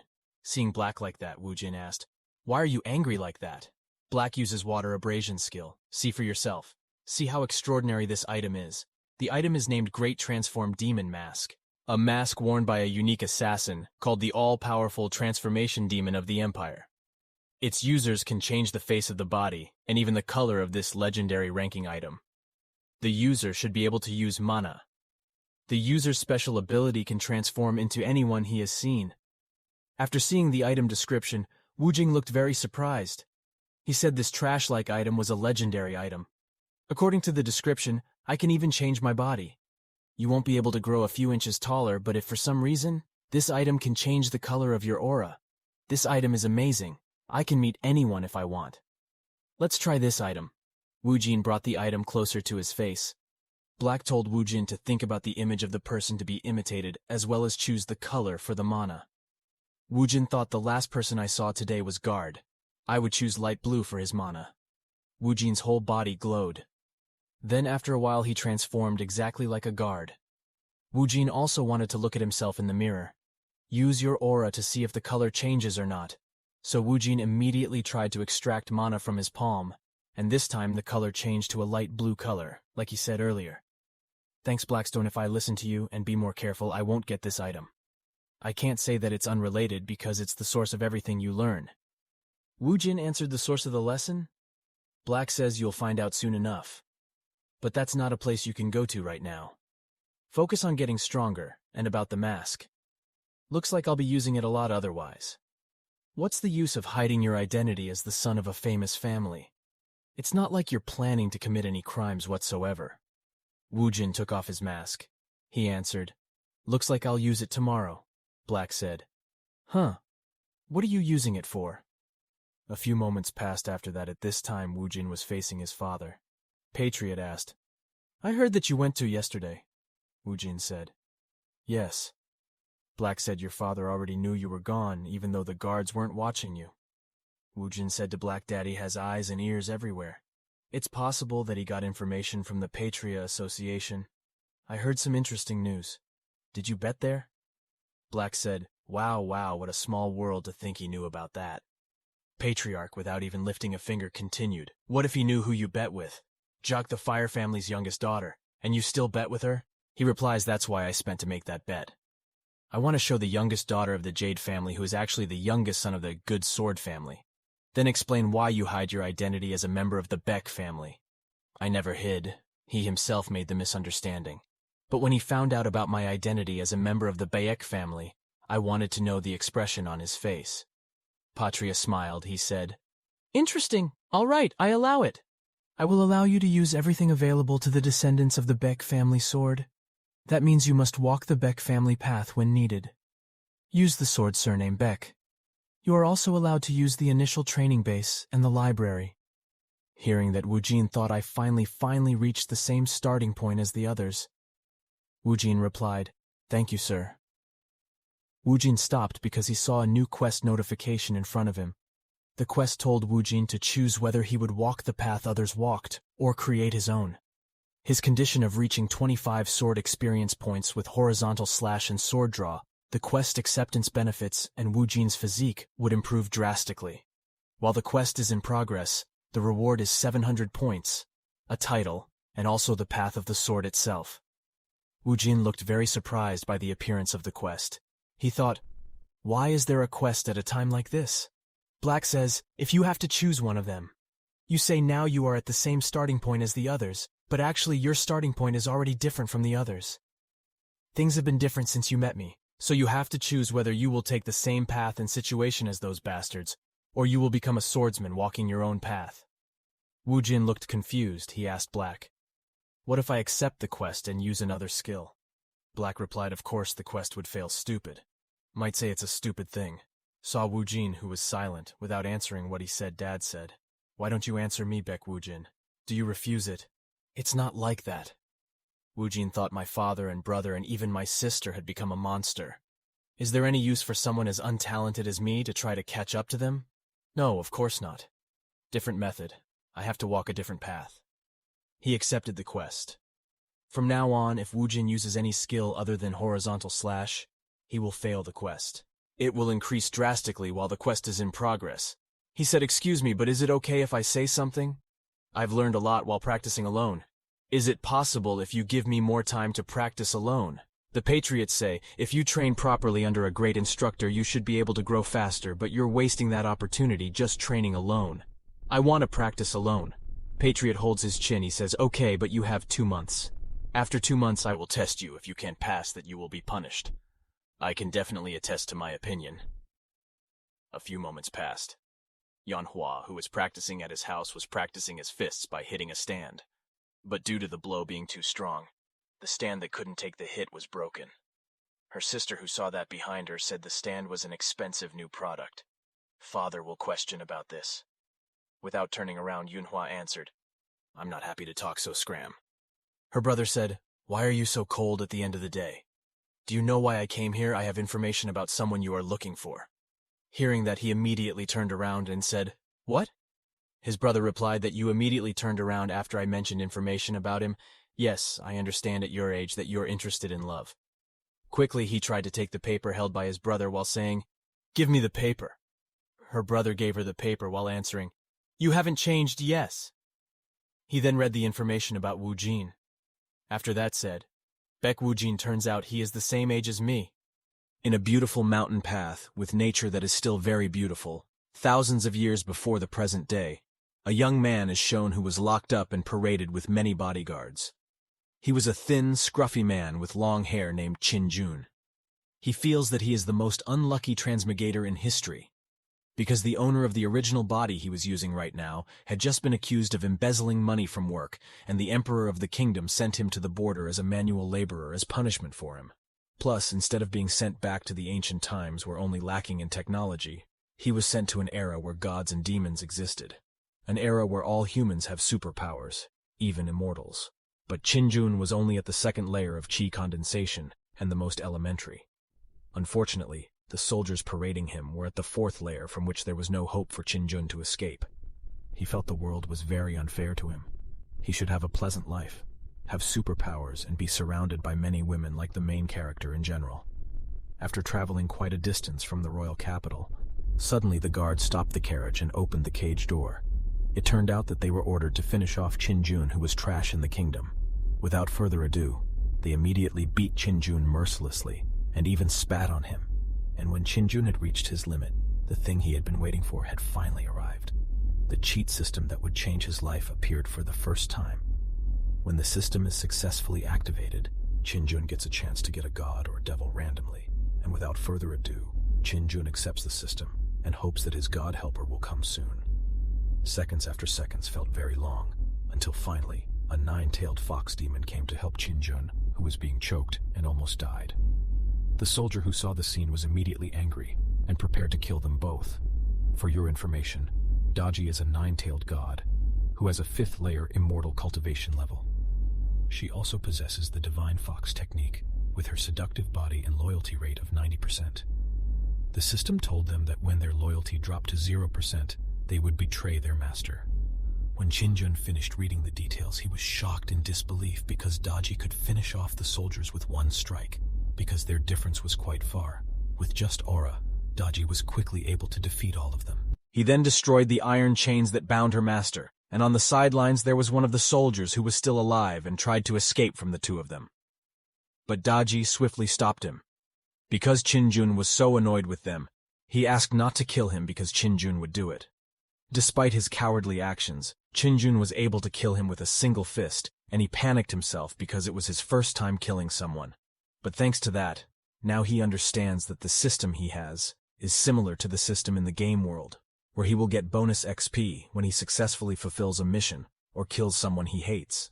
But he increasingly did not understand what the purpose of the system that chose him was. Hearing the question, the system then replied that for the time being, Qi-jun was still not qualified to know that, and after reading the answer, after killing all the soldiers there, Qin-jun managed to rise to the fourth layer of qi condensation to bring up a side mission, namely killing the fifth prince. The prize that will be given in this mission is 150,000 XP and one random draw.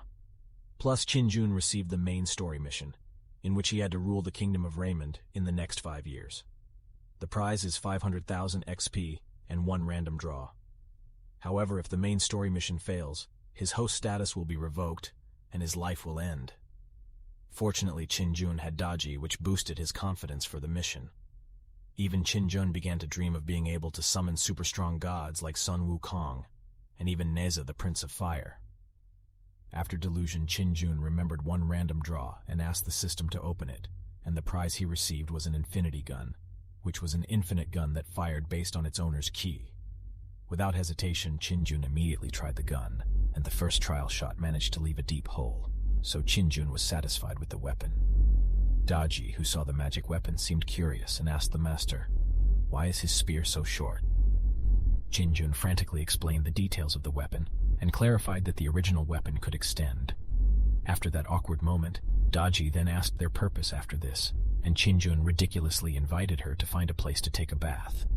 On his way, Qin-jun was amazed by Daji's appearance, which was very seductive. Even when Daji invited Qin-jun to fly over the hill, Qin-jun instead took the opportunity to touch her chest to make her heart beat faster and more perverted. Qin-jun casually asked Daji to accompany him to bathe. The fox girl happily let it go. But before that scene happened, came from Princess Changxianxian and the great disciple to Qin-jun and shouted for them to run away. Because at this time the two patriarchs who were known to be lustful and like kidnapping girls. Even the father of Qin-jun's body owner also had a grudge against General Xiao, and it is a golden opportunity to clear his name if he succeeds in killing Xiao. Hearing this warning, Qin-jun arrogantly told the two of them to run first, because he was not afraid of Xiao. Seeing Qin-jun's haughty attitude, the two patriarchs were extremely annoyed. They even stopped and belittled Qin-jun to the point that a kid like him would easily die in Xiao's hands. Annoyed at wasting time, they warned Qin-jun and asked Xian to continue his escape. But unfortunately, Xiao had already intercepted them with his strong killing aura. They warn Qinjun and invite Xian to continue his flight. But unfortunately, Xiao had already intercepted them with his strong killing aura. They warn Qinjun and invite Xian to continue his flight. But unfortunately, Xiao had already intercepted them with his strong killing aura. It is known that this general is an XP field if Qinjun manages to kill him. In contrast to Qinjun, who is still thinking about his XP, Xianxian suddenly jumps towards Qinjun, and Qiang faints from fright. But on the other hand, Xiao is fascinated by seeing Daji, who is so sexy that he wants to have her. Daji, who responds to Xiao's lecherous gaze, feels irritated and prepares to kill him. But this time Qinjun stopped Daji because he wanted to kill him with his own hands. But Daji, with her initiative, immediately lunged at Xiao to make him thrown far away, feeling unaccepted by the sudden attack launched by the woman. Xiao immediately countered the attack, but his sword swing was successfully blocked by Daji with just her 2 fingers. Even the fox lady easily knocked Xiao down. With just a little bit of strength, Xianxian and Changha, who saw the fight, couldn't help but marvel at Daji's might, and this time it was Qinjun's turn to counterattack. But before that, Qinjun thanked Xiao for coming, who was a goldfield for him. But Xiao won't die, so he does and tries to attack Qinjun one last time. But unfortunately, Xiao must die first because the shot is faster than the attack. With a confident face, Qinjun successfully killed Xiao Hao and earned 10,000 XP points and broke into the 4th stage of Qi Foundation Realm. Plus, he gets 1 raffle for free. After that battle, Xianxian began to acknowledge the strength of the man she had underestimated earlier. But the flattery meant nothing because Qinjun was still focused on his prize, which was on its way. Luckily, Qinjun also found a storage ring from Xiao's corpse, which Daji thought was very useful. Without being asked, Daji then offered a way to use the item and immediately bit her master's hand. After the ring was activated, Qinjun noticed that the items inside were 1 high-level palace guard outfit and 1 longsword. But for now, Qinjun didn't need it and kept it back into his dimension ring. After being busy with the treasure he got, now Xianxian whines, asking for protection from Qinjun for 1 night for fear of Xiao Hao's troops coming to avenge their leader. This reason was also confirmed by Daji, who felt the presence of several soldiers around her, until she asks if she clean up. But right now, Qinjun wanted to appear aggressive and unhesitatingly kill 1 by 1 the Xiao soldiers that were aiming at him. Thanks to this sacrifice, now Qinjun has successfully entered the 5th stage of Qi condensation. Xianxian, who saw the massacre, was silent, curious. What kind of artifact did Qinjun have to be able to kill the Xiao soldier so easily? After all the warriors were defeated, Qinjun asked the 2 patriarchs to leave, but Xianxian begs Qinjun to escort her all the way to the Xuanling sect for a fair fee. Although initially Qinjun was not tempted by the cuteness of her soft chest, he suddenly changes his mind because a side mission appears, which is according to Xian's request. Hearing that, the cute girl immediately hugged Qinjun and expressed her gratitude. After that, Qinjun felt curious about the side mission that could appear this easy. After asking that question, the system answered that the side mission will appear because the other person's desire for the host's help is very strong or bloodthirsty. Once the mission is completed, inheritance mode will be activated, where the host can have skills covering all kinds of martial arts and magic. Even the host can randomly choose the skills of the gods and demons to get his inheritance. Amidst the thought of the benefits, Daji then asked if they would rest here tonight. Hearing this, Qinjun also agreed to the suggestion. But before that, he wanted to continue his bath first. After that, Xianxian felt amazed by Qinjun's appearance, which was different from before, where Qinjun looked very handsome and dignified. Even the girl begged Qinjun to sleep beside her tonight, because it is not good to refuse a hot woman's request. Qinjun also agreed to the request. The next morning they immediately continued their journey, and by this time they had arrived at a forest full of demonic beasts. According to Daji, demonic beasts are divided into 10 levels, and each has 9 stages. The first is Qi condensation, secondly foundation formation, thirdly golden core, and fourthly nascent soul, and lastly the 5th ascension, immortal. Each stage corresponds to a human's cultivation level, but once a demonic beast reaches 5th tier, the beast can change their appearance. Even in sects, the last level of immortal or immortal ascension is highly confidential information, and only certain disciples on a condition can know about it. Princess is no exception. After discussing the information, seen in the distance there are several people who are running screaming because of the pursuit of a bunch of monsters. Daji swiftly took his master and Xianxian to fly and left Changha to run alone. Luckily, the summons that Qinjun had summoned yesterday night had come, and the summon was a heavenly dog. The dog has the final stage, lastly applied the 9th stage, and has the skill that can swallow the sun. Even loyalty starts from 100%. Seeing his new recruits arrive, Qinjun asked the Daji to put him down and entrusted the bunch of monsters to the heavenly hounds. But for the first time, Daji, who saw the dog, was afraid and warned his master that the dog was very dangerous. On the other hand, several people earlier screamed loudly while running to warn comrades. But instead, Qinjun patted his new recruit on the head and ordered him to stop the horde of monsters. Then the celestial dog immediately howled. To stop the monsters, then spoke telepathically. I, Demon King Celestial Hound, will join forces with Qinjun, who is my new master. The horde of monsters immediately bowed down as if they understood the order. Even the group of people who were running also knew about the hound being a demon lord. So they were very curious how the Demon King could be subdued by a child. After that incident, Daji was curious why his master could know that the dog was his friend. Qinjun still kept his system a secret and even diverted the conversation to continue on their way. 5 days later, they finally arrived at Green Altar City, which was the closest city before Shuangling sect. Then they decided to separate, and the women would find lodging for them to rest. In the middle of his journey, Qinjun collided with a girl who was running with her boyfriend, and the girl looked very cute. After colliding with Qinjun, the girl stopped because she felt Qinjun's powerful aura like that of a great cultivator.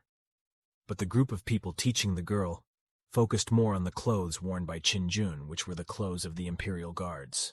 Even the strange man even suspected. Had the deeds of the Cheng family been discovered by the Empire to send the guards to come to the Green Altar? Not wanting to have a bad feeling, first, the strange man immediately greeted Qinjun, respectfully bowed to apologize for his impoliteness.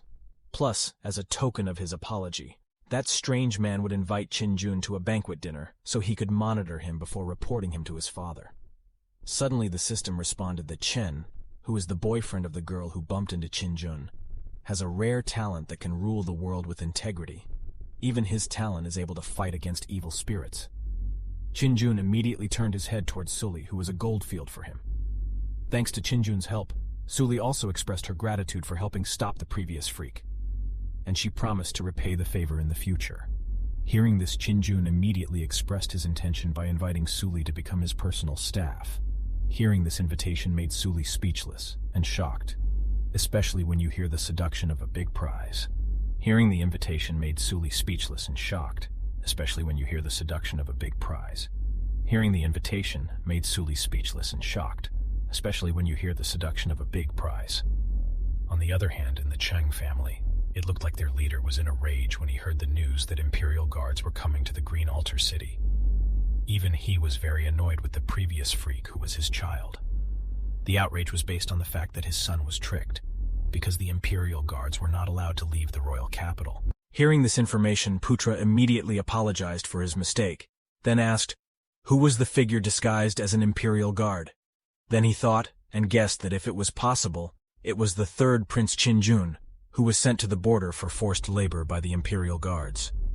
All those preconceived notions could prove to be true if he escaped from custody, and when the facts were real, the Cheng family would be well rewarded when bringing the third prince back to the empire. Thus the bearded grandfather immediately dispatched his son to catch Qinjun as best he could. The next morning, the heavenly dog was seen asking Qinjun, is master really going to destroy the Cheng family? Hearing the conversation from afar, Xianxian was very curious and immediately approached him, but Qinjun said that this was none of his business. Hearing these words, the daughter of the Xiangling sect was annoyed and immediately attacked Qinjun. But his attack was successfully parried, and Qinjun's hands accidentally touched the two small hills belonging to Xianxian. Immediately the atmosphere became awkward between the two of them. Yet Qinjun posed as if nothing had happened.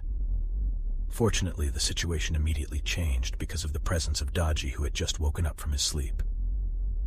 But suddenly Daji immediately warned his master to be careful, because the mysterious man who passed by him had very strong demon ki. Even Qinjun himself rarely encountered cultivators with devil blood in the kingdom. Plus, her cultivation level was so high that Qinjun couldn't care less about her cultivation. Soon they were shocked by the appearance of Changji, who was a strange man before. In fact, all the visitors there felt that it was bad luck to have anything to do with the Chung family, but not for Qin Jun.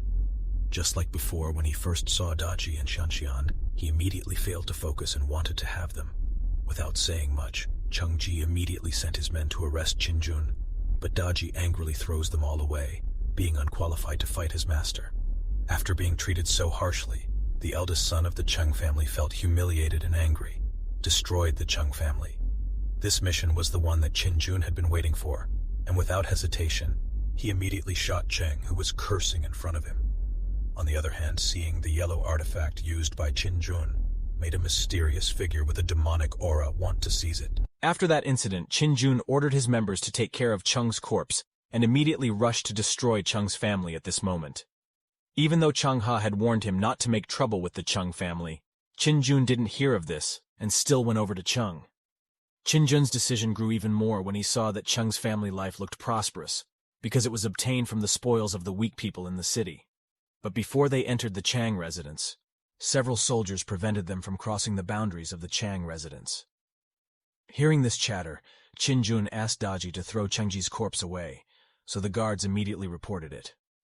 Seen in front of the gate of Cheng's residence, there was Chengji's uncle who saw the condition of his nephew who had died miserably, and these uncles with burning fire in their hands immediately jumped towards Qin Jun, and a strong energy clash occurred between them. Plus, Elder Cheng was able to land powerful kicks and consecutive attacks that were able to temporarily corner Qin Jun. But when the uncles were about to finish off Qin Jun with his strongest attack, Qin Jun quickly shot the garden until the eldest of the Cheng family was defeated. In the realm of foundation formation, Sol Daji, who saw his master's battle, was worried and immediately asked how he was doing. Fortunately, Qin Jun only suffered minor injuries. However, he gained valuable experience that he still had to learn more about fighting techniques in order not to depend on his artifacts. The Cheng soldiers who saw their master had fallen did not dare to fight Qin Jun and chose to run away from him. On the other side of the city lord's mansion, City Lord Chen was shocked when he heard the news that someone was out to destroy the Cheng family. It seems that the leader is the father of Chen Suli.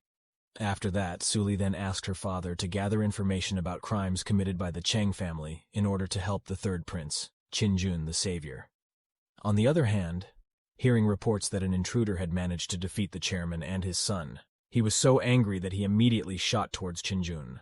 At the same time, Qin Jun happily slaughtered Cheng's army and accumulated a lot of XP points. It didn't take long for Cheng to come before Qin Jun, with his powerful killing aura without even a word of greeting. The old man immediately lunged at Qin Jun recklessly, until he himself was blown away thanks to a surprise attack from Daji. Not only that, he also succeeded in injuring Cheng, which left his shoulder badly injured. Now Cheng Zhen understood how strong the fox woman was. Even he wouldn't be able to beat him for now, but the geezer didn't lose his mind and started to look down on Qin Jun, who was a level lower than him. Then Cheng Zhen immediately changed his target to kill Qin Jun first. As long as the young man died, the Cheng family's grudge could be avenged. Immediately, Cheng Zhen distracted Daji with his shadow, and his real body instantly jumped above Qin's head with his ultimate fist. But unfortunately, Qin's shooting speed is still faster than the old geezer, until Cheng Zhen is successfully overthrown. Thanks to that, now Qin Jun managed to gain enough XP to advance to the realm of Soul Foundation 5 layer after that fight. Daji immediately apologized to his master for being negligent, causing him to be fooled and almost injuring his master.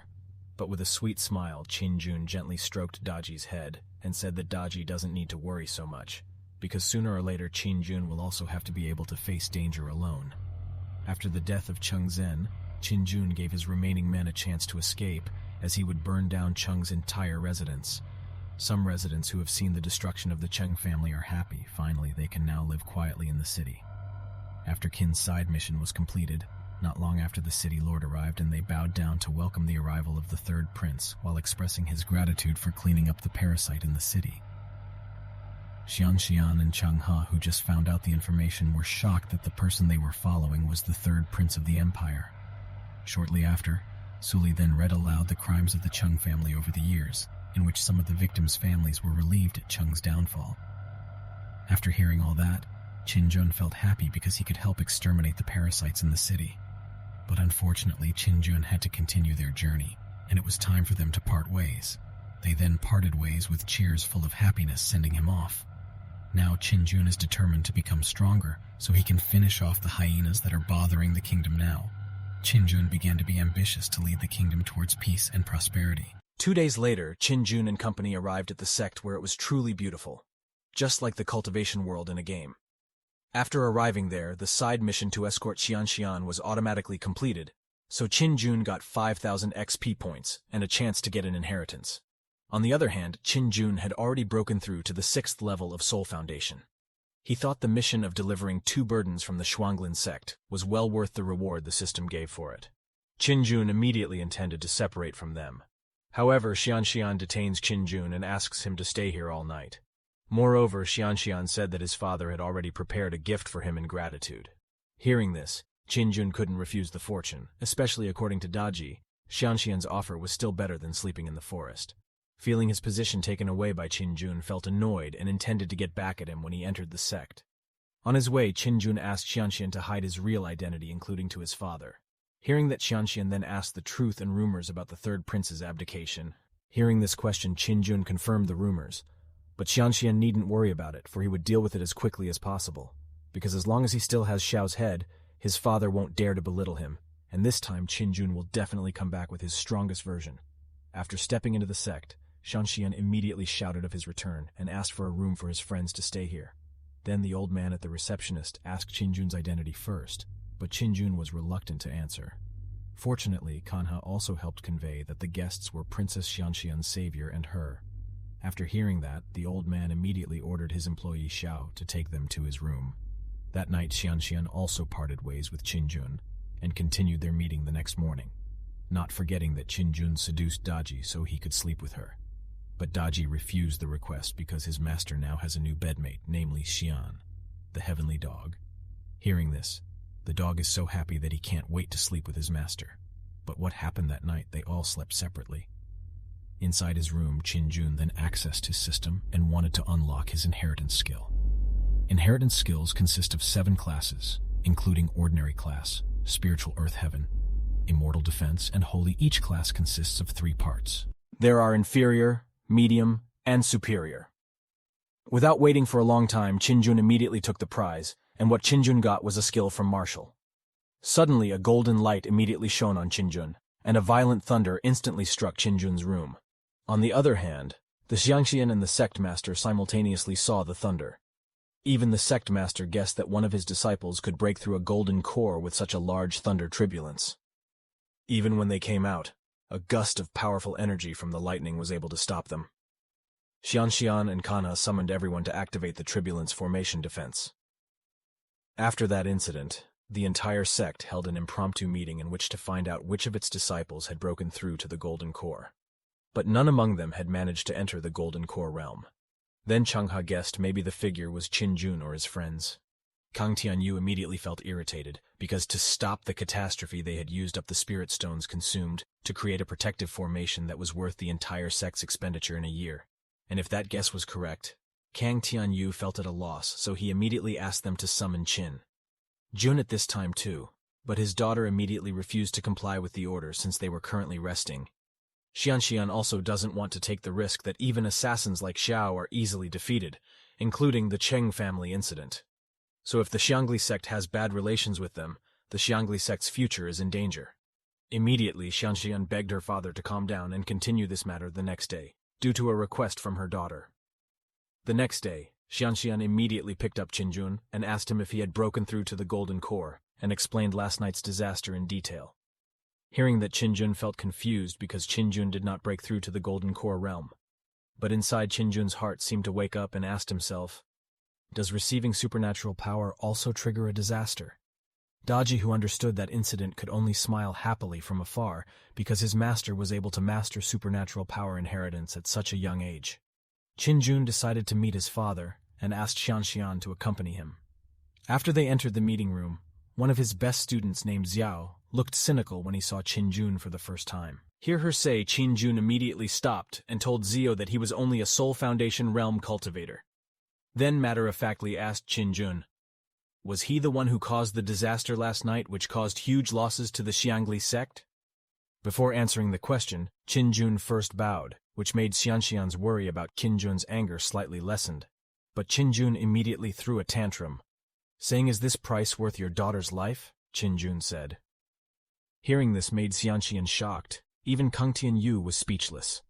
After hearing the defense, Xianxian also persuaded his father not to prolong this matter, especially since Qin had protected him during the trip, and even dared to kill. He couldn't believe it, because in the Xiangling sect only 3 seniors can keep up with the fight. Fighting is impossible, too.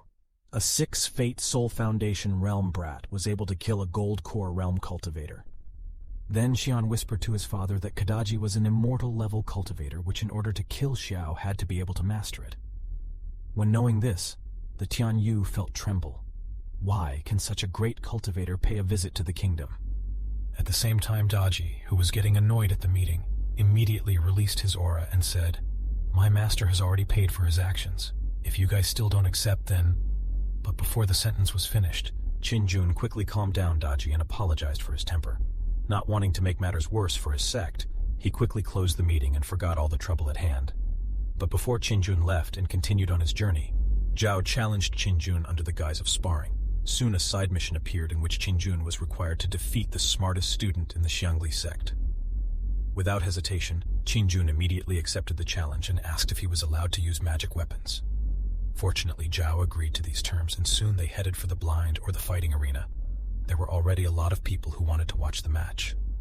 No exception with people who are very curious about Qin and Daji. Before the sparring started, Xian warned Qin to be careful with brother Zhou, who is the strongest disciple in his sect. Without waiting for long, they entered the arena, and Zhao asked Qin to show his magic weapon. Now Qin had to fight quickly and smartly to save his stamina. After the gong sounded, Zhao aggressively attacked Qin, and all Qin did was dodge the attack until the moment he could issue his newest skill. The instant art blooming skill where there were hundreds of falling flowers capable of stopping his opponent, even draining everyone's energy and mentality. In the attack area, this skill is very useful against enemies who are stronger than him, because the farther the difference, the person will drain more energy. Now Xiao's fate is over because he now looks exhausted, and it's time for Qin to end it. But Zhao didn't give up that fast. He was able to dodge several bullets that were aimed at him. But when Zhao wanted to counter Qin attack, Qin immediately shot right at the material, paralyzing the movement from afar. Finally, the sparring was won by Qin, and the side mission was completed.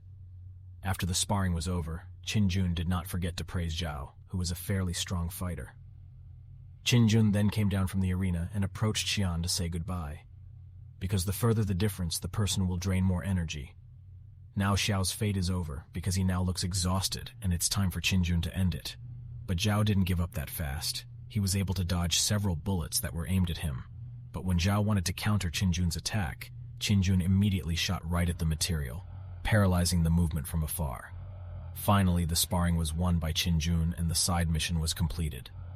After the sparring was over, Qin did not forget to praise Zhao, who was a fairly strong fighter. Qin then came down from the arena and approached Xian to say goodbye.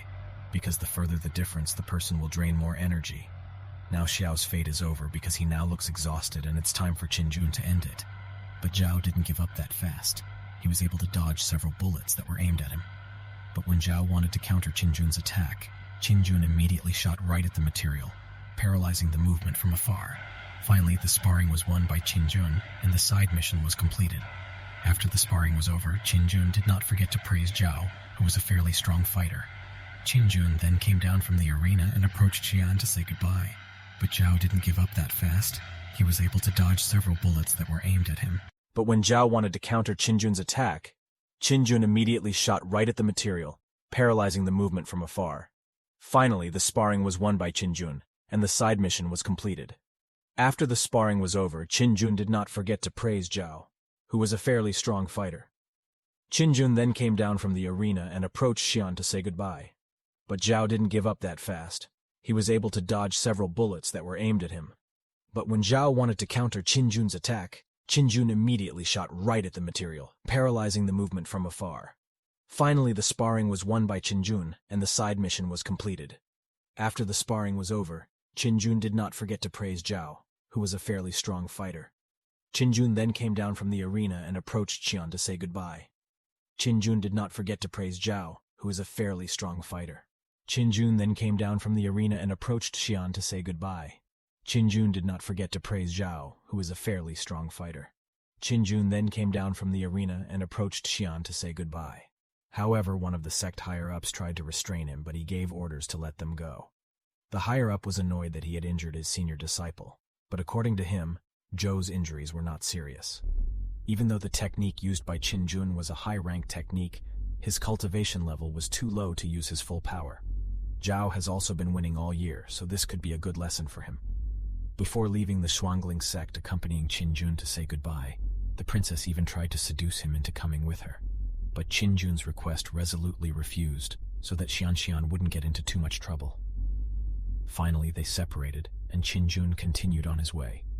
5 days later, Qin Jun looked even more dashing in his white clothes and riding on the clouds. But the cloud only lasted a moment and made him fall. According to Daji, his master's cultivation base was still too low and needed extra practice.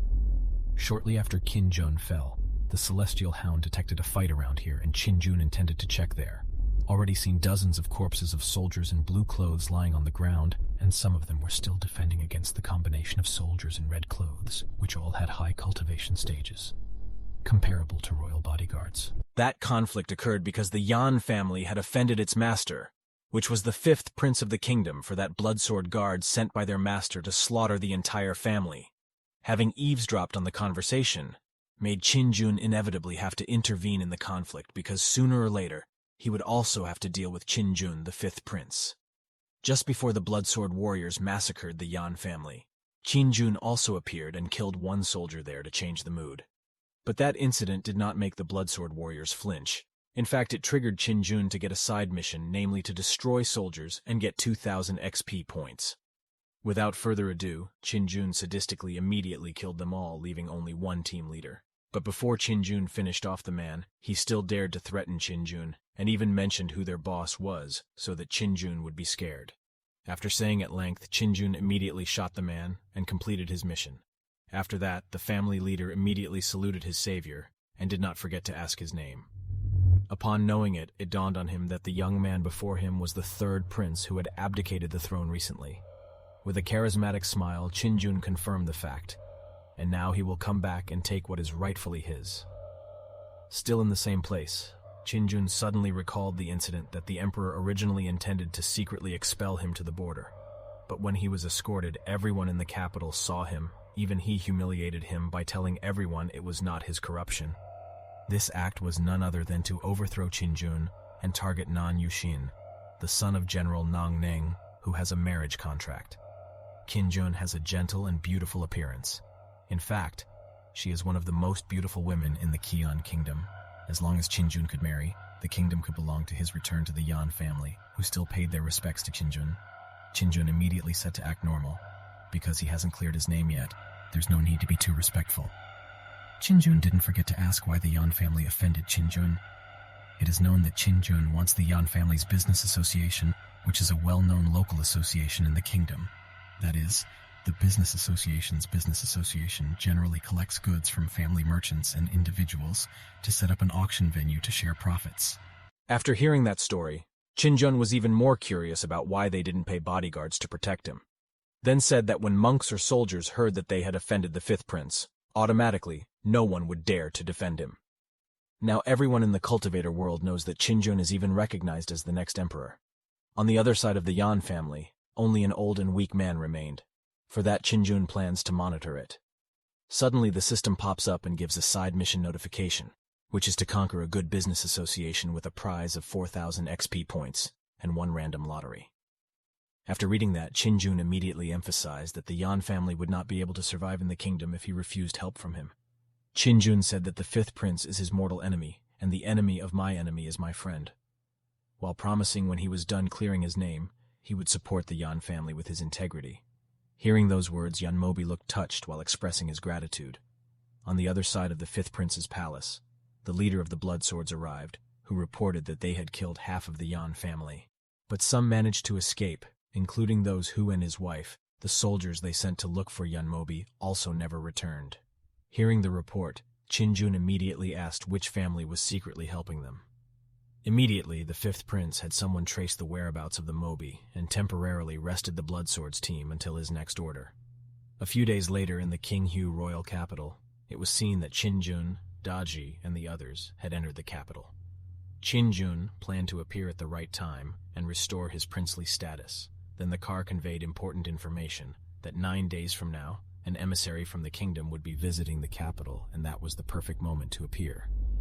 It was known the kingdoms were allies on the outside, but they were still fighting tooth and nail with each other. Every 5 years, they send their envoys to communicate, or it can be called a royal exchange. The agenda began with a duel between two masters who adopted an alert system with both winning in 3 rounds, then discussing state affairs after the match. 5 years ago, the kingdom sent someone, but they lost the duel. This duel was a good opportunity for him because he had Daji and Xiao's head. After thinking that over, Qinjun agreed to the car's suggestion and would take care of the Yan family's matters before he left. Then the Mobi offered to stay at one of the places that Qinjun probably wouldn't suspect because there were a lot of foreigners there. Even when they just entered the inn, Qinjun and company immediately became the center of attention, not to mention Daji, who almost got sexually assaulted if the old man was not punched by Qinjun. After entering his room, Qinjun was surprised by the gotcha opportunity of once a month which could summon god or demon, and when Qinjun called him, it seemed that he found a member with a silhouette riding a horse.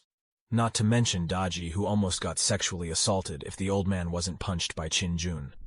After entering his room, Qinjun was surprised by the gotcha opportunity of once a month, which could summon god or demon, and when Qinjun called him, it seemed that he found a member with a silhouette riding a horse. Not to mention Daji, who almost got sexually assaulted if the old man wasn't punched by Qinjun.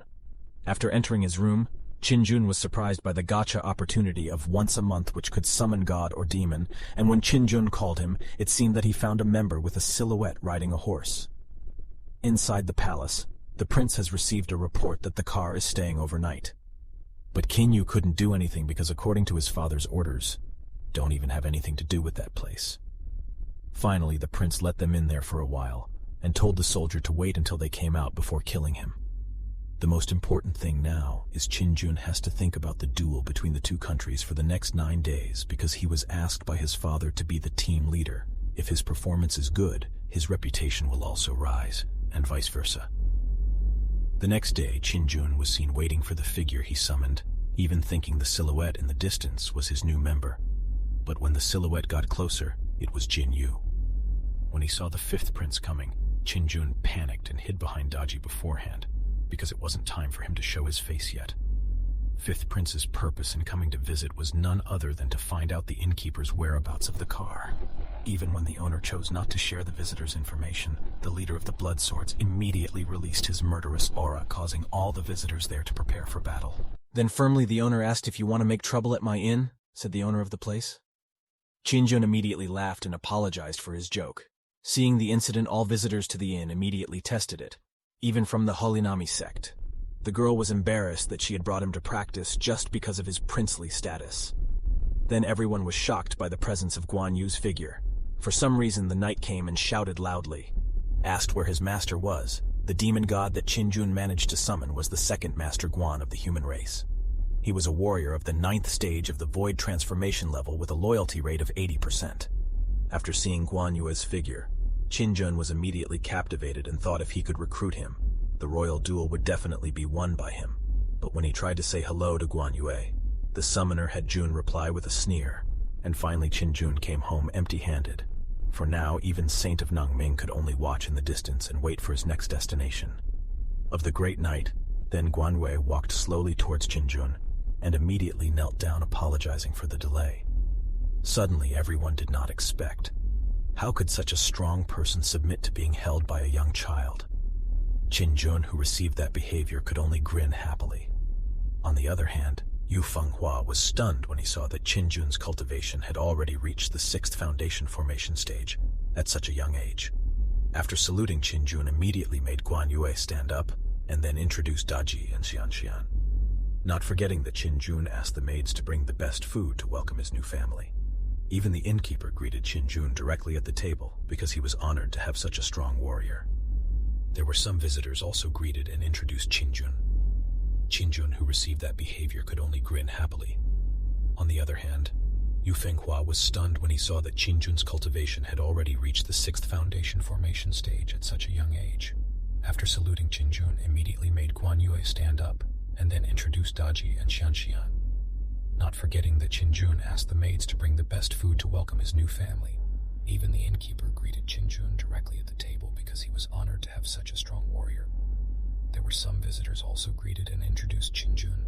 Qinjun, who received that behavior, could only grin happily.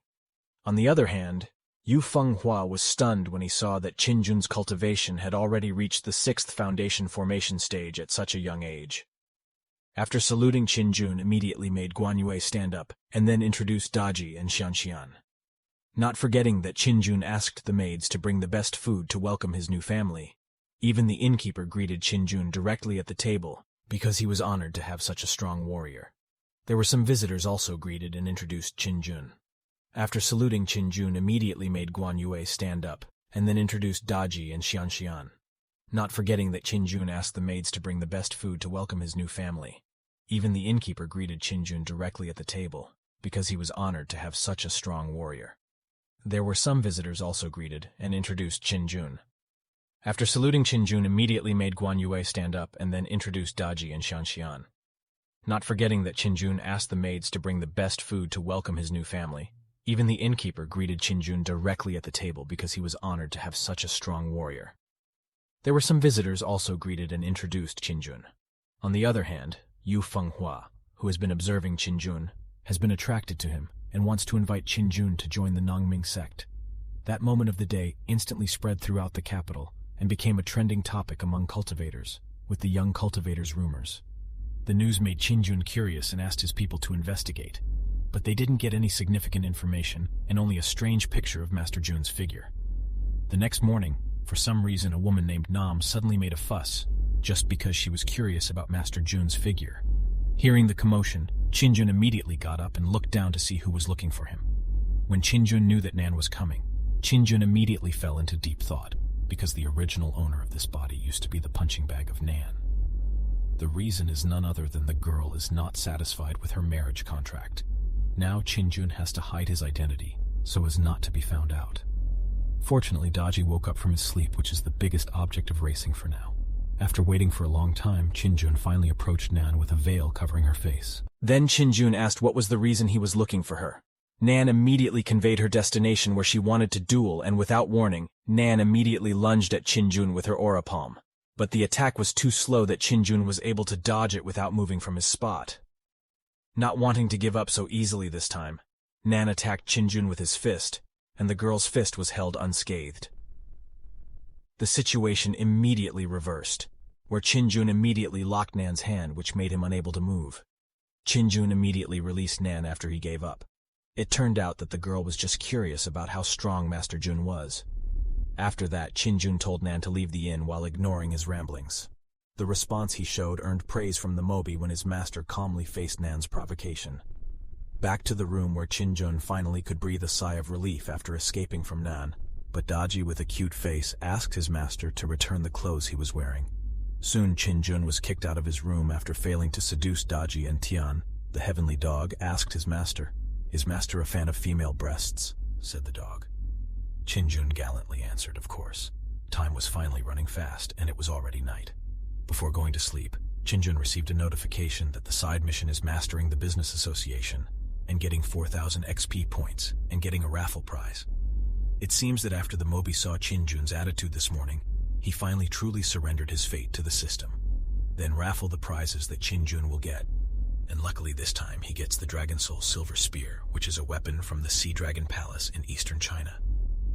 After knowing the gift, Qinjun felt happy, but when he wanted to pick it up and hold it, the weapon was so heavy that it dropped him in the downstairs room right when Yu Fenghua was taking a bath. What a great day. Soon the situation became awkward, and Qinjun immediately apologized for what he did, then immediately wanted to go and stop him, to the point that Qinjun's mind became even more perverted. But the new Fenghua's aim was different from Qinjun's thoughts.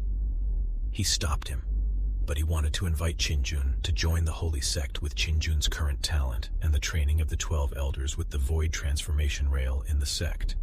Qinjun will surpass all the cultivators in the kingdom in the future. With a smile on his face, Qin then refuses the invitation on the grounds that he is already tied to another sect. But the real reason Qin just wanted to be free and felt stupid if he had to join a sect was because he had an extremely powerful myth system.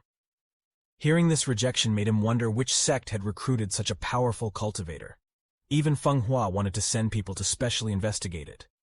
Regardless, Manhua appreciated Qin answer, but the girl wished that they could still be friends and forget about tonight's incident. Without thinking, Qin agreed and immediately said goodbye by jumping onto the roof. But from above, Qin was greeted by Xianxian with a red face and spoke, "Master, did you see that clearly? Now there are two perverts, Qin and the dog."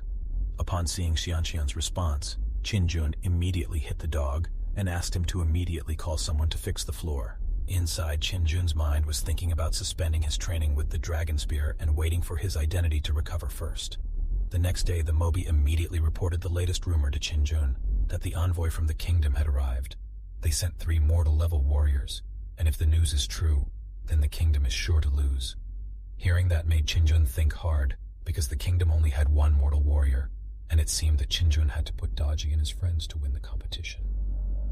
At the same time, they saw the 5th prince walking towards him, and immediately Qin asked Daji to lend him his breastplate. Qin's purpose in visiting once again was to ask Guan Yui to participate in the duel between the 2 countries, representing the kingdom, but Qin, who was disguised as Master Jun, refused the request blatantly. Hearing the answer, he then pleaded with frills for the sake of the kingdom. Jun doubted the statement and asked, "Is it for the sake of the kingdom, or for yourself?" Jun's words made Qin Yu's soldiers angry and snapped at him, but he ends up being thrown out of the inn. Jun doubted the statement and asked, "Is it for the sake of the kingdom, or for yourself?" Jun's words made Qin Yu's soldiers angry and snapped at him, but he ends up being thrown out of the inn. Jun doubted the statement and asked, "Is it for the sake of the kingdom, or for yourself?" Jun's words made Qin Yu's soldiers angry and snapped at him, but he ends up being thrown out of the inn. After that, the atmosphere became tense. Where are the soldiers preparing to attack Qin? However, Daji and Ko also went into combat mode. Even Guan Yue immediately threw out the great energy and made Qin Yui's people fall to their knees. Luckily, Qin immediately calmed down his friends and asked them to continue having breakfast together. While listening to the 5th prince's chatter, because Guan Yue couldn't stand their chatter, he immediately ordered Qin people to get out of his sight before 5 seconds, and yes, they immediately got scared and left. Seeing them from afar, thought more and more of just how powerful the people behind young Master Jun were. When the time for the duel between the 2 monk nations approached, young monks and cultivators from various sects came, including the Xiangli sect. The event looked very lively, but Qin looked lethargic and tired from waking up late. Not long after that, the emperor arrived, and the gong of the beginning of the match between the 2 countries began. After the gong sounded, the first game went fast enough where the participants from the kingdom managed to win the first game. Then, in the second round, the participant sent by the kingdom was Zhenhun, against one of the strongest warriors in the kingdom, namely Nan. After seeing the first match, Qin came to understand that the Kaklan Empire had already grown tremendously in terms of combat power, which was bad news for Qian Yue. In the second match, this time, who managed to counterbalance the soldiers sent by the kingdom of Kaklan, even Nang Ming was able to land an attack and corner Zhenhun. But the words that made him attack him without any strategy. In the end, Zhen managed to take advantage of this situation by landing a cunning attack that made half of the arena covered in a great explosion of smoke. Immediately, all the citizens of the Qian Yue kingdom were shocked beyond belief, so they suspected that Nan Meng had been defeated. But a quick shot immediately led from the back of Zhen's head, and the Kaklan envoy soldier was defeated with his head down on the floor. Nang Meng won the second match, which was accompanied by cheers from the Qian Yue residents. Even the emperor and the Kaklan royal envoys praised the competition. Then the referee prepared for the third duel and ordered the representatives of the participants to go up to the arena. Now the best soldiers from the kingdom started to intervene. Even that man arrogantly radiated his cultivation aura to the point where Qian Yue's side was terrified. Because the only soldier who can match the cultivation of a trendy person, and he is already injured. Suddenly a distant voice was heard that interrupted Xiao's arrogant remarks. Hearing these words, he immediately asked who they were, and the right to their qualifications in this match. Finally, Qin showed himself to everyone there, and shocked the entire Qianyue kingdom that the third prince had returned. Qin Jun, who only saw his brother being here, couldn't help being shocked. Even all the residents there immediately started talking about the rumor that Qin Jun had stepped down. Qin Jun then asked his father to allow him to join the fight, because Qianyue's side had no participants who dared to fight Xiao, and of course the emperor allowed it. Then Qin Jun provoked Xiao to risk his life in the match this time. Conditions: if he managed to defeat Guanyue, Qin Jun will execute himself in public. Hearing that requirement, Xiao looked very excited, because if he could kill one of the royal princes, this match will not be in vain, as Xiao expends his energy even before the match starts. This action even made the residents start to panic and mutter, "Can the prince escape his death?" Today did not forget to regret his encounter with Qin Jun, in which he preferred a more severe way of death than the previous disaster. But when Guanyue opened his robe, the man who was first surprised was Jin Yu. Immediately, he reported to the emperor that the person he recommended at that time was Guan, the warrior who was under young Master Jun. Even now Qin Jun realized why he was humiliated when he was in Lao. Hearing that requirement, Xiao looked very excited, because if he could kill one of the royal princes, this match will not be in vain, as Xiao expends his energy even before the match starts. This action even made the residents start to panic and mutter, "Can the prince escape his death?" Today did not forget to regret his encounter with Qin Jun, in which he preferred a more severe way of death than the previous disaster. But when Guanyue opened his robe, the man who was first surprised was Jin Yu. Immediately he reported to the emperor that the person he recommended at that time was Guan, the warrior who was under young Master Jun. Even now Qin Jun realized why he was humiliated when he was in Lao. Hearing that requirement, Xiao looked very excited, because if he could kill one of the royal princes, this match will not be in vain, as Xiao expends his energy even before the match starts. This action even made the residents start to panic and mutter, "Can the prince escape his death?" Today did not forget to regret his encounter with Qin Jun, in which he preferred a more severe way of death than the previous disaster. But when Guanyue opened his robe, the man who was first surprised was Jin Yu. Immediately he reported to the emperor that the person he recommended at that time was Guan, the warrior who was under young Master Jun. Even now Qin Jun realized why he was humiliated when he was in Lao. For if he could kill one of the princes of the kingdom, this match will not be in vain, as Xiao expends his energy even before the match starts. This action even made the residents start to panic and mutter, "Can the prince escape his death?" Today did not forget to regret his encounter with Qin Jun, in which he preferred a more severe way of death than the previous disaster. But when Guanyue opened his robe, the man who was first surprised was Jin Yu. Immediately he reported to the emperor that the person he recommended at that time was Guan, the warrior who was under young Master Jun. Even now Qin Jun realized why he was humiliated when he was in Lao. For if he could kill one of the princes of the kingdom, this match will not be in vain, as Xiao expends his energy even before the match starts. This action even made the residents start to panic and mutter, "Can the prince escape his death?" Today did not forget to regret his encounter with Qin Jun, in which he preferred a more severe way of death than the previous disaster. But when Guanyue opened his robe, the man who was first surprised was Jin Yu. Immediately he reported to the emperor that the person he recommended at that time was Guan, the warrior who was under young Master Jun. Even now Qin Jun realized why he was humiliated when he was in Lao. This action even made the residents start to panic and mutter, "Can the prince escape his death?" Today did not forget to regret his encounter with Qin Jun, in which he preferred a more severe way of death than the previous disaster. But when Guanyue opened his robe, the man who was first surprised was Jin Yu. Immediately he reported to the emperor that the person he recommended at that time was Guan, the warrior who was under young Master Jun. Even now Qin Jun realized why he was humiliated when he was in Lao. This action even made the residents start to panic and mutter, "Can the prince escape his death?" Today did not forget to regret his encounter with Qin Jun, in which he preferred a more severe way of death than the previous disaster. But when Guanyue opened his robe, the man who was first surprised was Jin Yu. Immediately he reported to the emperor that the person he recommended at that time was Guan, the warrior who was under young Master Jun. Even now Qin Jun realized why he was humiliated when he was in Lao. Immediately he reported to the emperor that the person he recommended was Guan, the warrior who was under young Master Jun. Even now Qin Jun realized why he was humiliated when he was in Lao. Immediately he reported to the emperor that the person he recommended was Guan, the warrior who was under young Master Jun.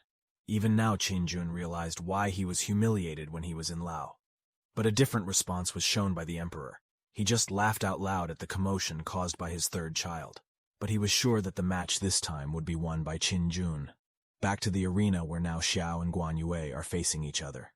It only took one sentence from Guan Yue's words that said, "I only need one move to take it," Guan Yue said, making him laugh and advancing with great anger, thus making his attacks red easily and ending the match with Xiao's slash.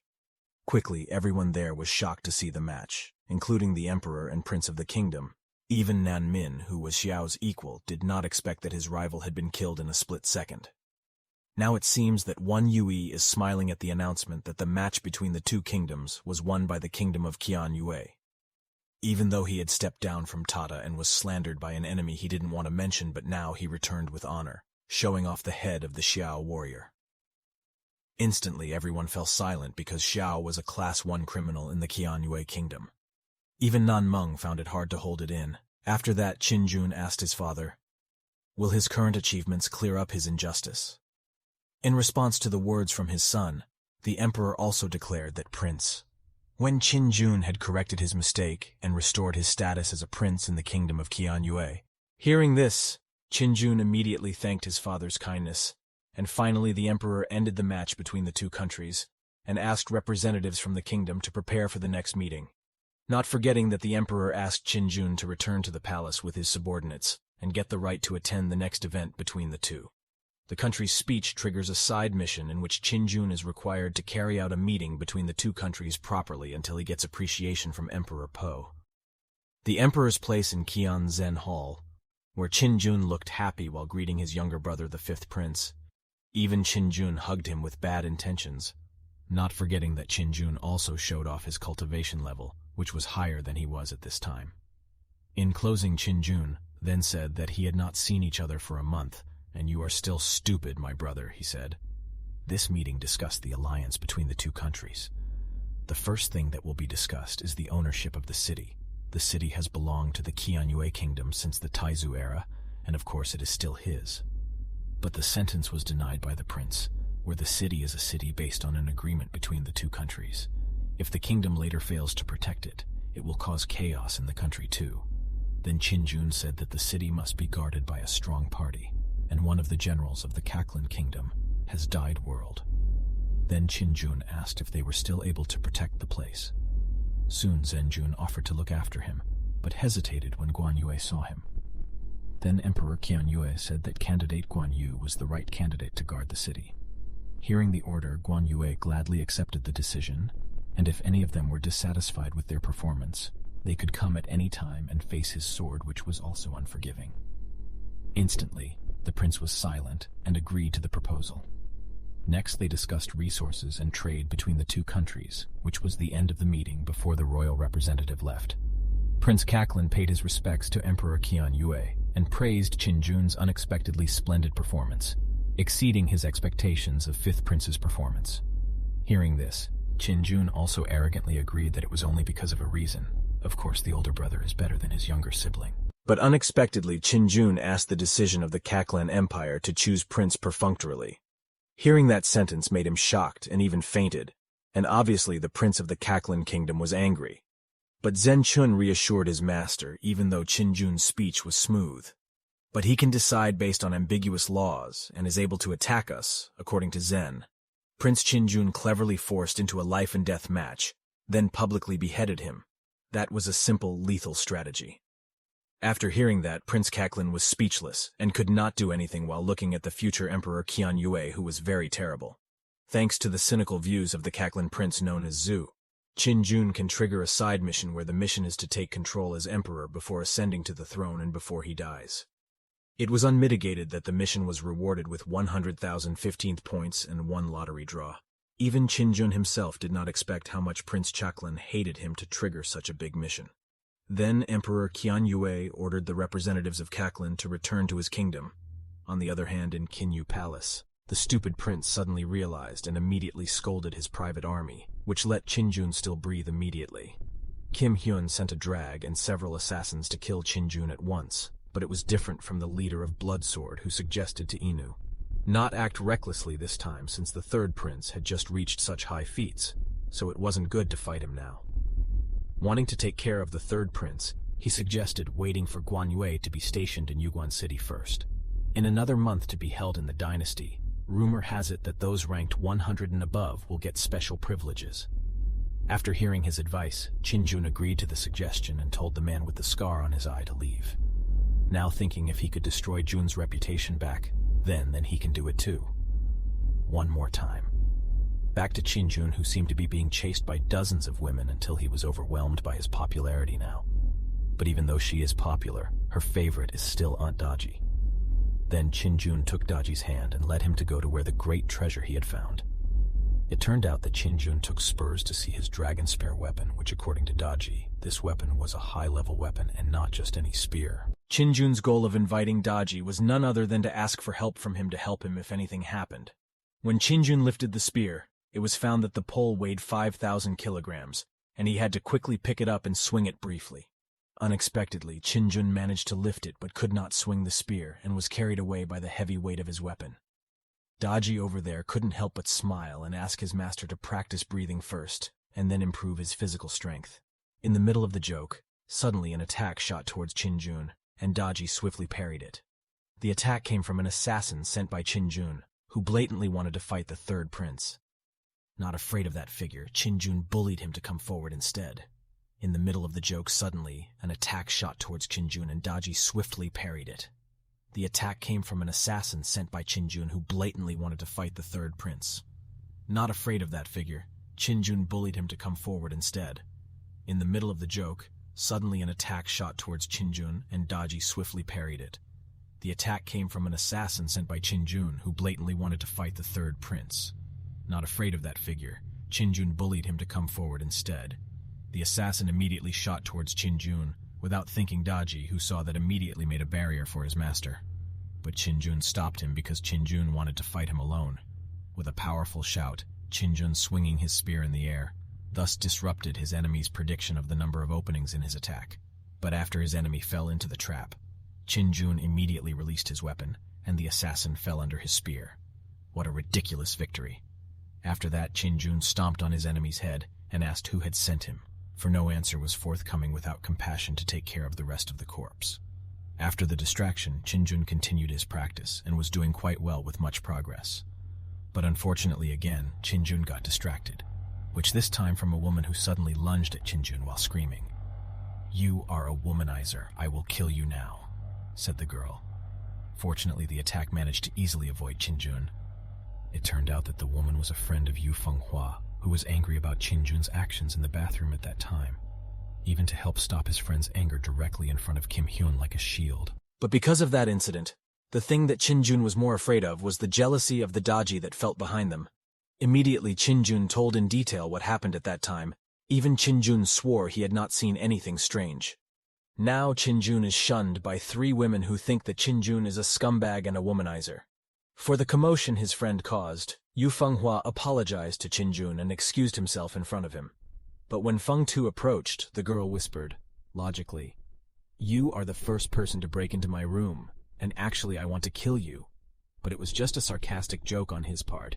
He then asked if Qinjun would be attending the long material art meeting next month.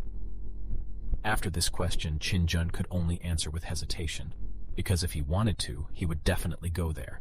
Hearing that, Sel Fenghua replied to Qinjun's ambiguous answer by saying, "If I don't see you at that meeting, then I will kill you to the end of the world," he said. It seems that the girl already has a sense of admiration and longing for Qinjun to be able to trigger a side mission, namely being the best at the Nanzo-Kian long material art meeting and being entitled to 200,000 XP points and 1 gacha hero opportunity. But if this mission failed, Qinjun would become a fugitive by the entire sect. After reading the mission, Qinjun immediately resumed his training. But after a night of practicing, a tired face appeared on the Qinjun, who was unable to continue his practice. Soon the manager came to see Qinjun and said that he was ordered by the emperor to bring the third prince to move into the palace because as the king of Yue, it is not ethical to stay long in the hotel. Hearing that flattered him and asked him to take his time to pack his things and call his friends. Soon Qinjun's entourage went together to the palace and met the emperor in person. But after they saluted suddenly, a sword flew towards Qinjun, making Qinjun ask, "What is the meaning of all this?" After seeing the ability of his third son, King Qianyue immediately asked Sang to show himself and his personal aide to immediately apologize for his impudence to Qinjun. Apparently it was a test to prove his son's strength, because Qinjun would be assigned to organize Qian's event. It was an event where the capital would hold occasional banquets and invite talented cultivators from various countries. Luckily this year the event was held in Qianyue Kingdom along with the duel between the two countries. Hearing the details of the event made Qinjun excited to trigger as many side missions as possible. His father now has high hopes for Qinjun to achieve more at the event than his predecessor, who was only a spectator. As an added reward for his performance in the duel between the two countries, Qinjun got 100 royal guards to serve him. Hearing the gift made Qinjun remember that the Imperial Guard Corps was handled directly under Qinjun's supervision, so it was a perfect moment to stir up trouble there. After receiving praise from his father, the system then informed that Qinjun had completed the negotiating side mission between the two countries and was entitled to earn 5,000 XP points up to leveling up to Stage 7 from establishing the basic foundation. Shortly after that, Qinjun also triggered a return mission where he had to surprise all the geniuses at the Qianyue talent event with a prize of 3,000 XT points and one exciting mission draw. The emperor couldn't help but stare at his son's cultivation speed, which was so frightening that the thought of Qinjun being able to put the Qianyue Empire back into existence sounded in the Nanzhouxiang long material art. However, Qinjun's reverie soon diverted from Emperor Qinjun's astonishment. Why was his father looking at him seriously? Hearing this, his father immediately forgot about this dream and would discuss it later. Now Qinjun had to focus on the talent event, which would be held in a week.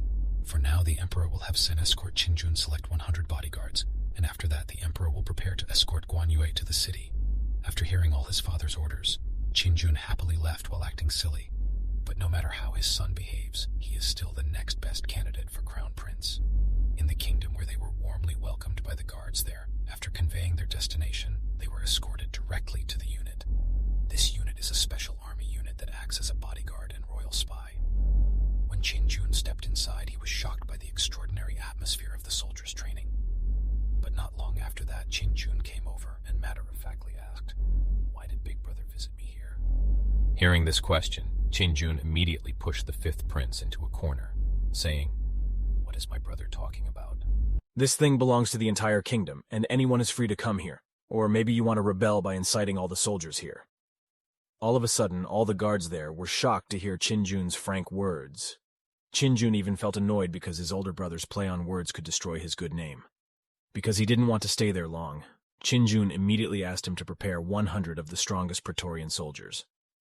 But the request was rejected by his younger brother because the strongest people in the Praetorial had their own rules and great responsibilities and could not be recruited haphazardly. But Qinjun didn't care about these rules, because protecting him was an important thing as a crown candidate. Hearing that clearly made Kim furious. Fortunately, the fifth prince was assisted by Zhao Litong, the leader of the Praetorian army, who firmly refused the third prince's impudence, because their position was immediately taken by the Praetoria army Glorious. Because Qinjun previously did not know the bald man, he clearly concluded that his father's order to select 100 bodyguards was prohibited by Zhao Litong, so he would ask his father to retract his order and thus decided to leave immediately. He finally offered his 200 troops to guard it, but actually, Qinjun didn't need a single guard soldier. He just wants to make trouble. Qinjun didn't forget to tell Senyun to tell the emperor in detail without taking sides, and Qinjun himself would say goodbye to continue his training. On the other hand, Qinjun, who saw his brother's behavior, was very upset, so planned to make a defense and immediately meet his father. So he would ask his father to retract his order, so he decided to take his leave from there. He finally offered his 200 troops to guard it, but actually, Qinjun didn't need a single guard soldier. He just wants to make trouble. Qinjun didn't forget to tell Senyun to tell the emperor in detail without taking sides, and Qinjun himself would say goodbye to continue his training. On the other hand, Qinjun, who saw his brother's behavior, was very upset, so planned to make a defense and immediately meet his father. So he would ask his father to retract his order, so he decided to take his leave from there. He finally offered his 200 troops to guard it, but actually Qinjun didn't need a single guard soldier. He just wants to make trouble. Qin didn't forget to tell Sen Yan to tell the emperor in detail without taking sides, and Qin himself would say goodbye to continue his training. On the other hand, Qin, who saw his brother's behavior, was very upset, so planned to make a defense and immediately meet his father. Qin didn't forget to tell Sen Yan to tell the emperor in detail without taking sides, and Qin himself would say goodbye to continue his training. On the other hand, Qin, who saw his brother's behavior, was very upset, so planned to make a defense and immediately meet his father. Qin didn't forget to tell Sen Yan to tell the emperor in detail without taking sides, and Qin himself would say goodbye to continue his training. On the other hand, Qin, who saw his brother's behavior, was very upset, so planned to make a defense and immediately meet his father. In the Kinzin Hall, you can see Sen, who has told the details of what happened, and the emperor also understands the intentions of the bodyguard's unwillingness for the third prince's misunderstanding of thoughts that he is unable to balance.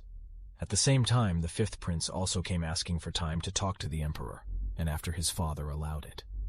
Qin immediately defended himself by pretending that he did not understand his elder brother's request for the 100 strongest bodyguards. Plus, he made up a story saying that Qin insulted the Praetorian soldiers and almost got into a fight with Zhao. Hearing in the distance now, he understood the intention of the third prince, who ordered him to explain what really happened without defending anyone. So Qin had prepared a hole for the fifth prince to show his nature. Even the emperor finally knew that the fifth prince was good at twisting the facts. Hearing this lie, his father was very angry with the nature of the kingdom as his own. Finally, the emperor immediately revoked the status of Kim over the west of the kingdom and would lead it directly. Now Kim can only be silent with a burning grudge against his brother. The news even quickly reached Qin, who was practicing. Sooner or later, the boxing history would really be greedy. But now Qin has to get ready for the Qian New Talent Gathering, and will put in his best efforts there. Finally, the emperor immediately revoked the status of Kim over the west of the kingdom, and would lead it directly. Now Kim can only be silent with a burning grudge against his brother. The news even quickly reached Qin, who was practicing. Sooner or later, the boxing history would really be greedy. But now Qin has to get ready for the Qian New Talent Gathering, and will put in his best efforts there. Finally, the emperor immediately revoked the status of Kim over the west of the kingdom and would lead it directly. Now Kim can only be silent with a burning grudge against his brother. The news even quickly reached Qin, who was practicing. Sooner or later, the boxing history would really be greedy. But now Qin has to get ready for the Qian New Talent Gathering, and will put in his best efforts there. A week later, at the palace of the Yue Kingdom, it turned out to be very boring, and Qin was very sorry that he did not bring Daji and friends. But amidst the gossiping crowd of cultivators, a familiar figure walked slowly over to Qin. With his dark aura, yes, that figure was Zhu Junjie of Shuangling sect. For no definite reason, he suddenly tried to slash Qin, but unfortunately failed. Then the boy genius challenged Qin to a manly duel. At a glance, the Qianyue Kingdom has many small kingdoms in it, such as the Yuguan Kingdom or the Yue Kingdom, and many more, of course. Qin has also officially become the king of Yue Kingdom. At the event where Qin and Zhou Junzhou were now the center of attention among the cultivators there, many were betting on Master Zhu's victory, as his cultivation had already reached the foundation-forming limit. If the king of Yue accepts the challenge and wins, it is likely that his name will spread even more out there. Now in the minds of all cultivators, even none does Qin dare to accept the challenge or not. As if answering the doubts of the cultivators there, Qin accepted the challenge with a smile, and yes, there was no reason to refuse. But after answering the challenge, Qin was laughed at by Nan and several cultivators there, because Qin's cultivation level that they knew was only at the second stage of foundation formation, and Zhao was a genius disciple in the Xiangli sect. After they got ready, Qin immediately took out his spear weapon. After that, the show immediately advanced towards Qin, and it seemed that the boy genius was more powerful than before. Now they were attacking and defending each other as best they could. In fact, he almost landed his ultimate skill on Qin before he turned small, like Sun Wukong's technique. Immediately, everyone there looked shocked by Qin's disappearance in that battle. Now Qin could take a breather while looking at Zhou, who was filled with a strange demonic energy. Actually, letting that genius boy live was a risky thing. Plus, he's one of the disciples of the great Shuanglin sect, so that Qin could not kill him openly. For now, defeating him is the best way.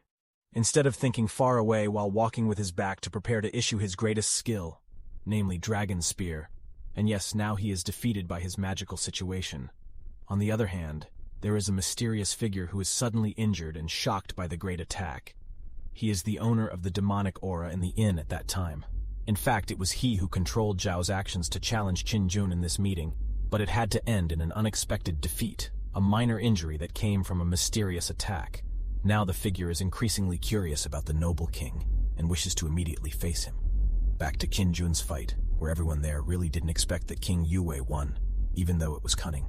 Even now he has been respected by some cultivators. But as usual, Nan didn't seem to accept the cunning victory of his ex-fiancée. Fortunately, Xianxian interrupted these words by saying that this was Qin Jun's second victory over Brother Zhao after their sparring in the Shuangling sect. Hearing that fact made Nan a little regretful for having insulted her earlier, even though she looked relaxed. After the fight, Qin Jun, still thinking about the phenomenon of the demonic aura, clinging to Zoe, and mysteriously disappearing when he was defeated. He should not ignore this, because it would be very dangerous if a demonic clan appeared in the middle of the kingdom. After that game, time went by fast, and it was already a day. Before dawn, it seemed that Qin Jun had also woken up from his sleep. Along with getting reward notifications from shocking missions, all the geniuses on the Qian Wei talent show, and even Qin Jun himself didn't expect to complete the mission so quickly. Thanks to the gossip that was easily spread, Qin Jun actually didn't care, because he couldn't wait to see the lottery he would get. But when the system finished sweeping the lots, Qin Jun was immediately shocked to find that what he got this time was an apron. The apron was in Qin Jun's hands. Baji happened to enter his room and Qin Jun looked panicked, and tried to beg for Daji to listen to his explanation first, and luckily Daji allowed him. But Qin Jun couldn't come up with a good reason, so he asked for extra time. Without thinking, Daji immediately approached his master while lifting his chin and said, "Sir, I can't have many reasons. It's just that I'm worried that you are addicted, and in the end you can't hold yourself back. So let me wake you up," said Daji. Daji immediately kicked Qin Jun's seat and beat him barbarically. But Qin Jun apparently never gave up, and even thought of asking Guan Yue to teach him tricks, so he could be resilient. Baji happened to enter his room, and Qin Jun looked panicked and tried to beg for Daji to listen to his explanation first, and luckily Daji allowed him. But Qin Jun couldn't come up with a good reason, so he asked for extra time. Without thinking, Daji immediately approached his master while lifting his chin and said, "Sir, I can't have many reasons. It's just that I'm worried that you are addicted, and in the end you can't hold yourself back. So let me wake you up," said Daji. Daji immediately kicked Qin Jun's seat and beat him barbarically, but Qin Jun apparently never gave up, and even thought of asking Guan Yue to teach him tricks so he could be resilient. Baji happened to enter his room, and Qin Jun looked panicked and tried to beg for Daji to listen to his explanation first, and luckily Daji allowed him. But Qin Jun couldn't come up with a good reason, so he asked for extra time. Without thinking, Daji immediately approached his master while lifting his chin and said, "Sir, I can't have many reasons. It's just that I'm worried that you are addicted, and in the end you can't hold yourself back. So let me wake you up," said Daji. Daji immediately kicked Qin Jun's seat and beat him barbarically. But Qin Jun apparently never gave up, and even thought of asking Guan Yue to teach him tricks, so he could be resilient. But Qin Jun couldn't come up with a good reason, so he asked for extra time.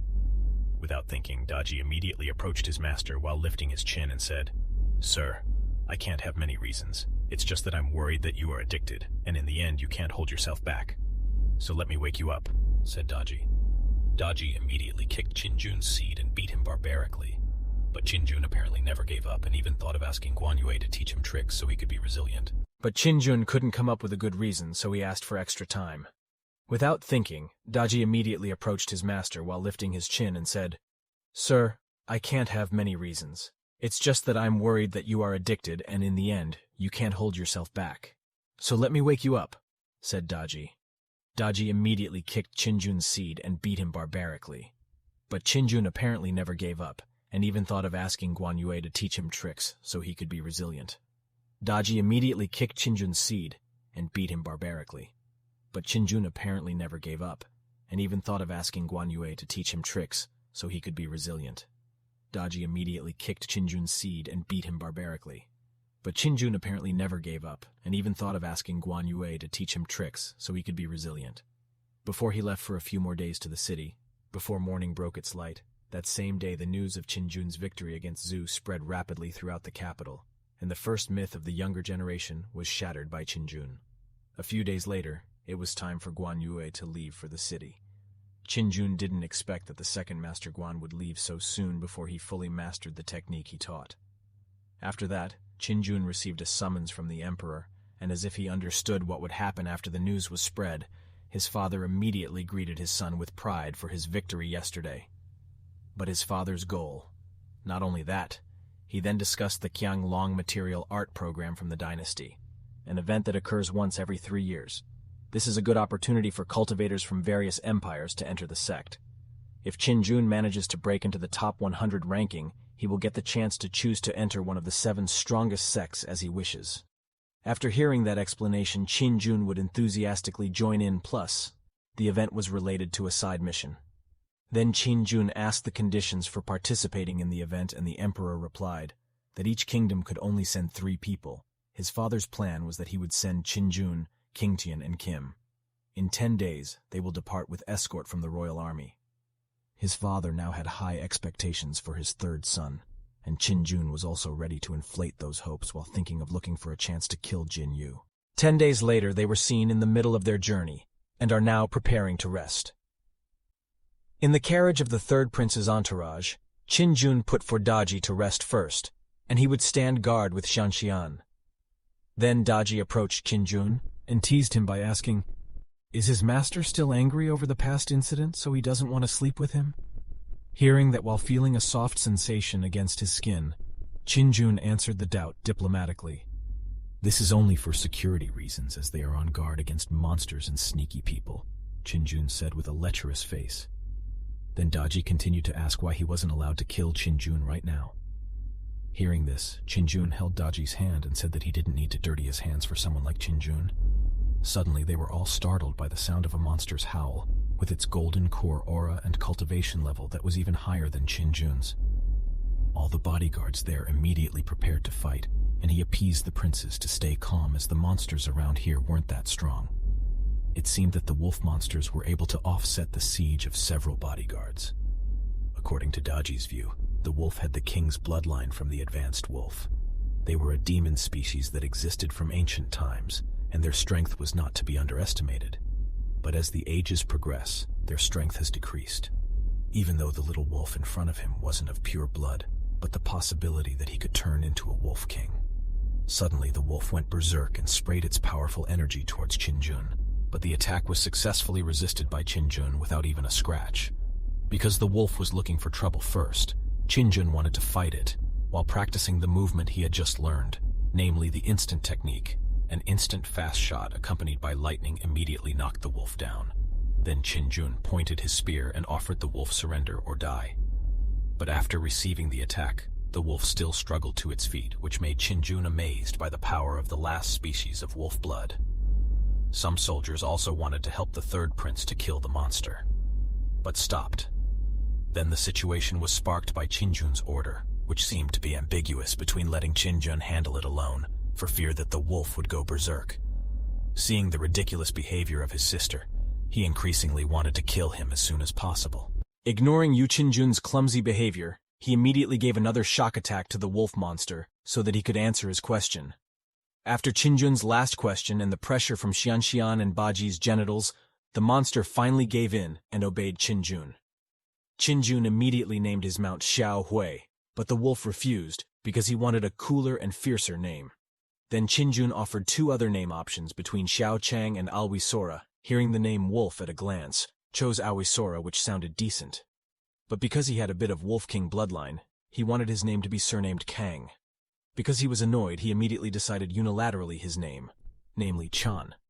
Qinjun immediately named his mount Xiao Hui, but the wolf refused because he wanted a cooler and fiercer name. Then Qinjun offered 2 other name options between Xiao Chang and Alwisora. Hearing the name Wolf at a glance, chose Alwisora, which sounded decent. But because he had a bit of Wolf King bloodline, he wanted his name to be surnamed Kang. Because he was annoyed, he immediately decided unilaterally his name, namely Chan. Qinjun immediately named his mount Xiao Hui, but the wolf refused because he wanted a cooler and fiercer name. Then Qinjun offered 2 other name options between Xiao Chang and Alwisora. Hearing the name Wolf at a glance, chose Alwisora, which sounded decent.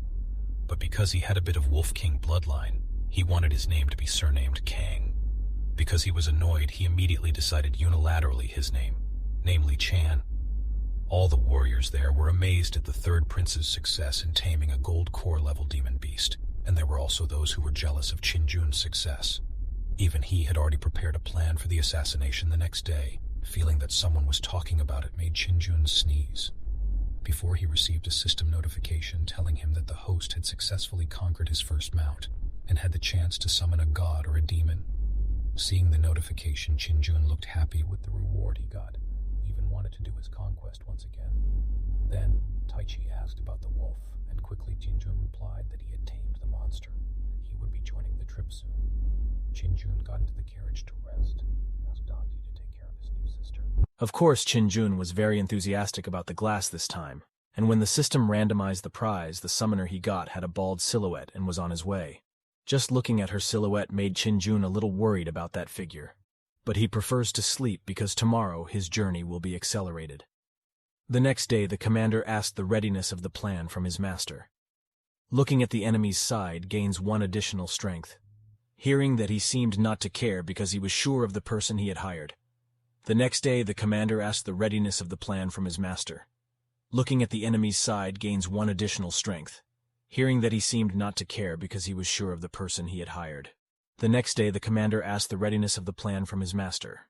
Looking at the enemy's side gains 1 additional strength. Hearing that he seemed not to care because he was sure of the person he had hired. On the other hand, Chinjun even joked Ria with Daji and friends while looking for opportunities to do perverted things. But Chinjun's seduction has not worked for Daji. He even dared to make fun of Chinjun by pushing him into the pool when he was asked to scrub his back.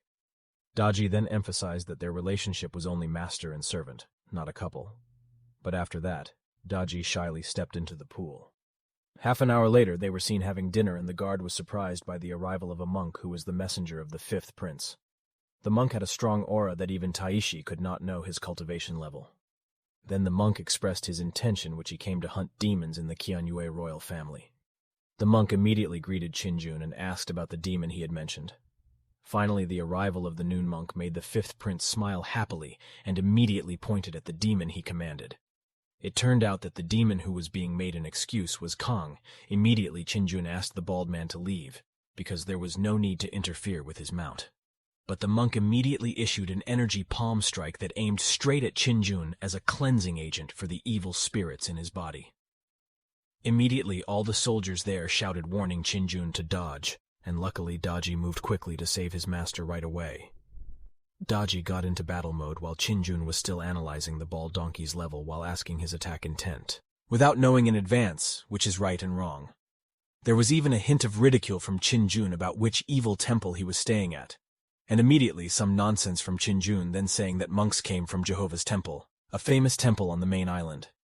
Even soldiers who heard that name seemed to remember that the monk in the temple was famous for rumors of his strength being able to kill hundreds of demons alone. Even they are respected by the people there.